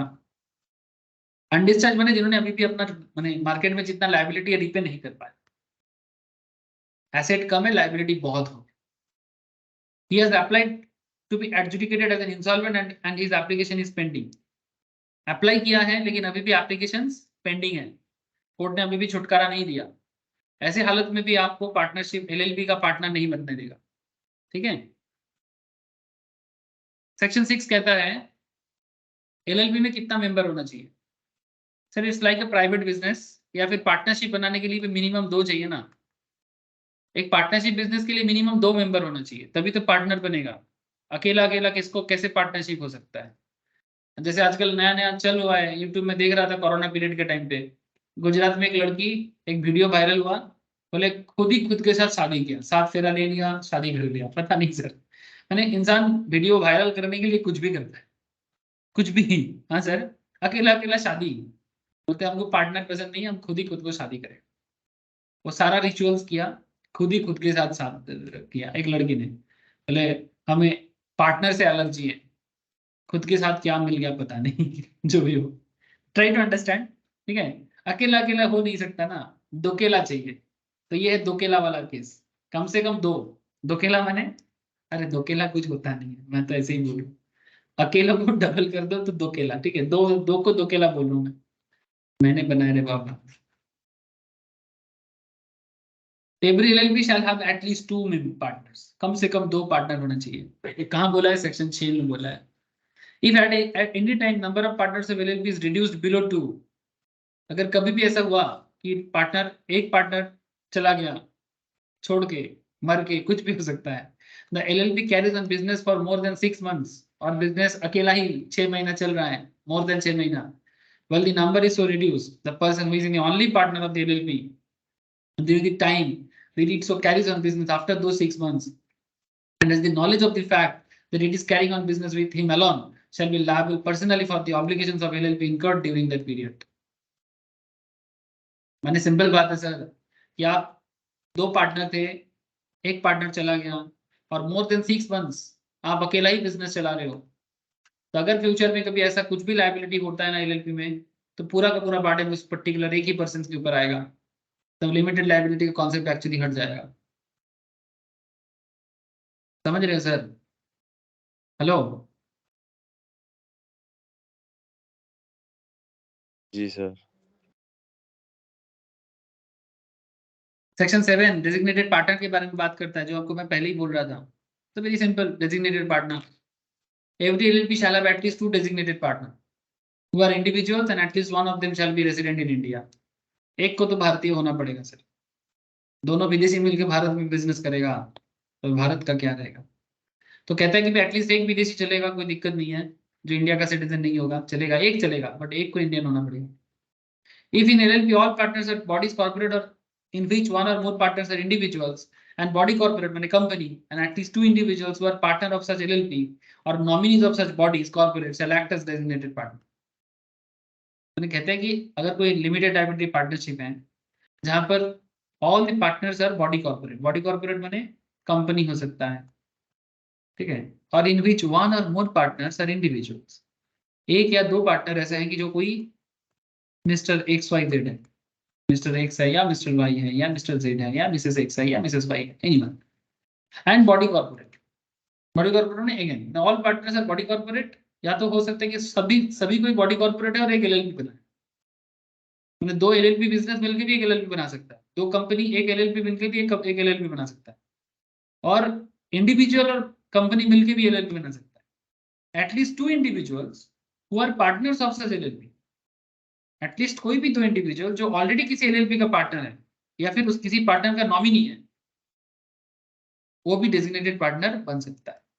चलो एग्जांपल देखते हैं, समझ में आ जाएगा, थोड़ा कॉम्प्लेक्स है ना मैटर, कोई बात नहीं, समझ जाएगा। LLP by the name of SMY LLP, क्या नाम दिया है सर, एसएमवाई एलएलपी, जिसमें तीन पार्टनर है, S one limited, MIS limited and Y one private limited. सुनना सर, दो लिमिटेड कंपनी है और एक private limited company, S1, MIS, Y1. This will not be considered for registration because the requirement for LLP is to have two individual members as partner apart from the body corporate. ये सभी के सभी body corporate है, S1 limited, MIS limited, Y1 limited, सब तो company हुआ, इसमें कोई तो इंडिविजुअल नहीं हुआ ना सर, इंडिविजुअल तो होना पड़ेगा। तो ये तीन बिजनेस मिलके पार्टनरशिप लॉ कहता है बना सकते हो, बट कम से कम एक इंडिविजुअल का जरूरत है। तो वही बात कर रहा है, क्या कहता है, this will not be considered for registration because जब भी आप एलएलपी रजिस्ट्रेशन के लिए जाओगे ना, जब भी आप एलएलपी रजिस्ट्रेशन के लिए जाओगे, जैसे आजकल इंडिया में बड़ा सारा, ऐसे तो एलएलपी रजिस्ट्रेशन आप मिनिस्ट्री ऑफ कॉर्पोरेट साइट में भी कर सकते हो, ये देखो देख रहे हो सब, क्या लिखा है, एलएलपी ई फाइलिंग, एक सेकेंड,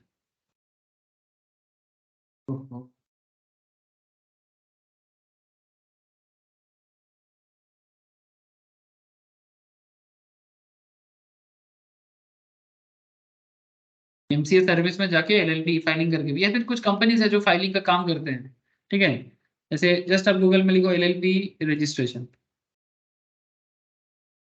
प्रोसेस बोल के लिखोगे तो भी दिखा देगा आपको, ठीक है, काफी सारे कंपनी है ऑनलाइन में ही पूरा काम करते हैं, ठीक है, जैसे क्लियर टैक्स बड़ा कंपनी है ये सब चीजों करने के लिए, तो आप इनके थ्रू से भी लॉग इन करके एलएलपी बना सकते हो, ठीक है, रजिस्ट्रेशन करवा सकते हो। There are lots of private firm भी है, ठीक है, जो basically team of chartered accountant, team of cost accountant, team of company secretaries या मिक्स्ड अप, ठीक है, जो आप लोग जैसे प्रोफेशनल स्टूडेंट्स है ना, जो आगे जाके बन रहा है सर, और आगे जाके ये सब कर रहा है, काम ही क्या है सर, आगे जाके तो ही करना है, आपके पास आएगा, ठीक है, और आप लोगों को इनकॉर्पोरेट करोगे, ठीक है, समझ रहे सर, ये देखो choose the most popular company types, private limited company बनाओगे ये दाम पड़ेगा, उसके पीछे क्या है देखो सब लिखा है, प्राइवेट चार्जेस बता रहा है, एलएलपी बनाने का 5,000, प्राइवेट कंपनी बनाने का 6,000, ओपीसी बनाने का 6,000, ठीक है, बेसिकली वही सब कुछ एमसीए के साइड में ही करेगा, बट क्योंकि इनको सारा चीज पता है क्या चाहिए नहीं चाहिए सब बना के देगा, बदले में आपसे एक चार्जेस देगा, समझ रहे हो सर, चाहो तो ये सब थोड़ा सा सर्फिंग कर सकते हो, आइडिया बढ़ जाएगा बहुत, ठीक है, मैं तो चाहता हूँ कि आप मेरे से भी ज्यादा जानो, ठीक है, जितना ज्यादा जानो उतना अच्छा, जितना जानोगे उतना मजा, तो समझ गए sir, LLP by name is SMY LLP has three partners, S1 Limited, MIS Limited, YN Private Limited. This will not be considered for registration because the requirement for LLP is to have two individual members as partner apart from the body corporate. Accordingly, the said SMY LLP, the same SMY LLP जो बना है, must consist of at least 5 partners, namely 3 body corporate and 2 individuals. 3 body corporate के साथ 2 individual चाहिए to constitute the LLP. And 2 individuals need to be treated as designated partner. वो जो 2 individual होगा वही डेजिग्नेटेड पार्टनर होगा। ये जो कंपनी बनाया ना सर, ये जो बॉडी कॉर्पोरेट है, ये लोग डेजिग्नेटेड पार्टनर नहीं बन सकते। बॉडी कॉर्पोरेट डेजिग्नेटेड पार्टनर नहीं बन सकते, यही बात यहाँ कर रहे हैं।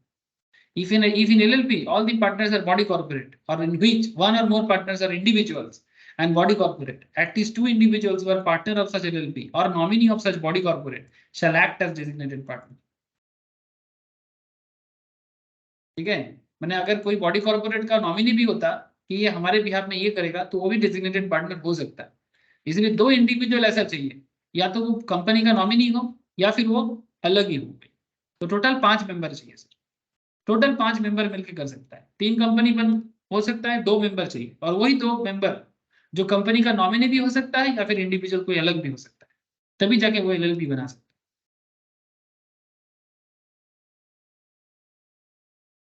Resident in India, for the purpose of this section,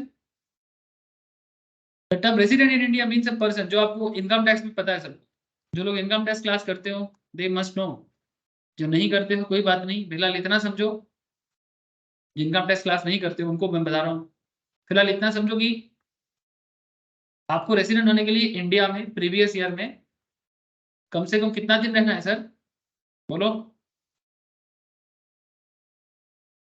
at least sir 182 days बस। और पास्ट 4 साल में 365। पास्ट 4 साल में 365 वन, और प्रीवियस ईयर में 60 दिन। सर यहाँ पर सिर्फ एक ही रूल लागू होगा, वो 182 वाला। इमीडिएट प्रीसीडिंग ईयर्स में आपको इंडिया में 182 दिन रहना पड़ेगा। इनकम टैक्स में 2 रूल है, यहाँ पर सिर्फ एक ही रूल लागू होगा, 182 दिन रेसिडेंट का। The term resident in India means a person who has stayed in India for a period not less than 182 days previous year में। मैंने अगर आप 23-24 का LLP कर रहे हो ना, तो 22-23 में उनको 182 दिन इंडिया में रहना पड़ेगा, तभी जाके वो LLP में एक पार्टनर को LLP में, तभी वो इंडिया का रेसिडेंट मैंडेटरी है ना, एटलीस्ट एक पार्टनर को रेसिडेंट ऑफ इंडिया होना पड़ेगा। तो there is an LLP by the name of Indian Helicopters LLP having 5 partners। Mister A non resident है, मिस्टर बी नॉन रेसिडेंट है, मिस्टर सी रेसिडेंट है, मिस्टर डी रेसिडेंट है, mister E resident है। In this case at least 2 should be named as designated partner. इनमें से 2 designated partner होगा, out of which 1 should be resident, और इनमें से एक रेसिडेंट होना पड़ेगा। Means if mister A and mister B are designated then it will not serve the purpose, क्योंकि Mr A and mister B non resident है। So one of the designated partner should be there out of Mrs C, कहां चला गया ये, Mrs C, या फिर miss D, miss C, miss D, या फिर मिस ई। इनमें से कोई भी 2 हो सकता है, और जिनको इंडिया का रेसिडेंट होना पड़ेगा। इनमें से कोई भी 2 हो सकता है जो रेसिडेंट है और उनको इंडिया का रेसिडेंट होना पड़ेगा, तभी जाके वो LLP बना सकता है। LLP बनाने का बेसिक बात है। अच्छा, अब आगे आता है सर कैरेक्टरिस्टिक ऑफ LLP, जिसके बारे में मैं ऑलमोस्ट आपको एक आइडिया दे दिया। अब क्या करना है सर, आपको जस्ट थोड़ा सा गो थ्रू करके रखना है, ठीक है। फिर नेक्स्ट दिन मैं आपको पूरा प्रोसेस समझा दूंगा कि एक LLP बनाने के लिए क्या क्या स्टेप्स फॉलो करना पड़ता है। बस इतना हो जाएगा तो LLP के बारे में आपको A to Z पता लग जाएगा। फिर मैंने ऑलरेडी आपको LLP और पार्टनरशिप फॉर्म का डिफरेंस भी ऑलरेडी बात कर चुका हूँ, एक बार प्लीज गो थ्रू करके रखिएगा, क्योंकि कई बार ये डिफरेंस पूछता है, ठीक है। तो यहाँ पर आपको एक बार फिर से मैं बता देता हूँ, क्योंकि मैं स्टार्टिंग में ना ये सब बात आपके साथ वही कर रहा था सर, ऐसे मैं थोड़ा स्टोरी स्टाइल में करता हूँ। बट ये देखो, LLP एक बॉडी कॉर्पोरेट है, और क्यों है, ठीक है। अच्छा, इसका परपेचुअल सक्सेशन होता है। पार्टनरशिप बिजनेस में पार्टनर खत्म हो जाए ना, पार्टनर खत्म हो जाए या पार्टनरशिप टूट जाए, तो पार्टनरशिप गया, यानी ABC में से एक पार्टनर चला गया तो एक्चुअली पार्टनरशिप चला गया। C चला जाएगा तो न्यूली A और B के बीच में अलग से पार्टनरशिप करना पड़ता है, रजिस्टर करना पड़ता है। ऐसा नहीं है, अगर ABC पार्टनर LLP चलाता है, अगर ABC LLP चलाता है, तो अगर C का भी कुछ हो जाए तो LLP में कुछ नहीं होगा, ठीक है। LLP में कुछ नहीं होगा, वो चलता रहेगा कंपनी की तरह। जैसे कंपनी में आज कोई शेयर होल्डर है, कल कोई और होगा, कंपनी का ओनर भी मर जाता है, फिर भी कंपनी चलता रहता है सर। कंपनी का ओनर मर भी जाता है ना, तो कंपनी नहीं मरता है, कंपनी चलता है, परपेचुअल सक्सेशन। जब तक उसका बिजनेस है तब तक वो चलेगा, शेयर होल्डर ही चला लेगा, मेंबर बन के। सिमिलरली पार्टनरशिप में भी वही कॉन्सेप्ट चलता है। अगर एक भी मेंबर रहेगा कंपनी चलेगा। वो अलग बात है कि उसमें लाइबिलिटी सारा आ जाएगा। सेपरेट लीगल एंटिटी क्यों है, मैं ऑलरेडी डिस्कस कर दी। ऑब्वियसली पार्टनरशिप का बेनिफिट लेना सर, म्यूचुअल एजेंसी में काम होगा, बिल्कुल। एलएलपी एग्रीमेंट क्या है, मैं बात कर चुका हूँ। आर्टिफिशियल लीगल पर्सन क्यों है, मैं बात कर चुका हूँ। जैसे कंपनी में ना कॉमन सील होता है, एक स्टैम्प होता है ना कंपनी का, ऐसा एलएलपी का भी होता है। लिमिटेड लाइबिलिटी तो मेन चीज है जिसमें बार बार फोकस किया सर, बार बार इसी में तो समय लगा। बाकी सर मैनेजमेंट ऑफ बिजनेस कौन कौन देखेगा, कैसे देखेगा, minimum and maximum number of members. Minimum 2, maximum 100 का लिमिट है। मैक्सिमम 100 का लिमिट है, 2 तो चाहिए ही सर, 2 इंडिविजुअल्स एटलीस्ट। ऐसे तो लॉ कहता है कि एलएलपी में अनलिमिटेड मेंबर हो सकता है, बट 100 तक ना एक स्कैनिंग चलता है। फिर भी लॉ क्या कहता है, there is no maximum limit, ऐसे तो कुछ बोला नहीं है। पर 100 तक नॉर्मली, अगर 100 क्रॉस कर जाए तो फिर उसमें एक निगरानी किया जाता है, इतना मेंबर कहाँ से आ गया, जो भी हो। बट इतना समझो, लॉ क्या कहता है कि एटलीस्ट 2, और मैक्सिमम कोई लिमिट लॉ ने नहीं बोला एलएलपी में। जैसे प्राइवेट कंपनी में आप लोग जानते हो, प्राइवेट कंपनी में क्या है, मिनिमम 2, मैक्सिमम 200। पब्लिक कंपनी में क्या है सर, मिनिमम 7, मैक्सिमम अनलिमिटेड। यहाँ पर क्या बताते हैं sir, minimum 2, maximum unlimited, rule तो यही कहता है। बाकी कभी कभी ऐसा रियल में देखा जाता है 100 क्रॉस कर जाने से फिर उसमें एक अलग से निगरानी होता है, कारण दिखाना पड़ता है, there are lots of thing. तो ये सब कैरेक्टरिस्टिक आप लोग एक बार प्लीज घर पे पढ़िएगा, गो थ्रू करिएगा, क्योंकि आप लोगों को मेन चीज मैं बताया। नेक्स्ट क्लास इसी वीक में एक एक्स्ट्रा क्लास होगा सर, पार्टनरशिप के ऊपर 1-2, तो उसमें ना सभी को मैं लिंक शेयर करूंगा, मैं बता दूंगा कब एक्स्ट्रा क्लास होगा। तो जिस दिन मैं एक्स्ट्रा क्लास रखूंगा आप लोगों को पहले बता दिया जाएगा, ज्वाइन करिएगा और कर लीजिएगा, ठीक है। और नोट में शेयर कर देता हूँ, प्लीज एक बार गो थ्रू कर लीजिएगा, ठीक है, जहां तक आज मैंने बताया। एक्स्ट्रा भी कर लीजिएगा क्योंकि मैंने सारा पॉइंट ऐसे डिस्कस किया, ठीक है सर। Hello, yes sir. समझ आया ना सर क्लास, बोलो। जी सर। ठीक है सर, ठीक है फिर आज इतना ही रखते हैं सर, बाकी चर्चा नेक्स्ट क्लास में करते हैं। बाय फिर, good night to all of you. Bye sir, good night. Bye sir. Thank you sir. Thank you sir. Good night. Bye sir, good night sir.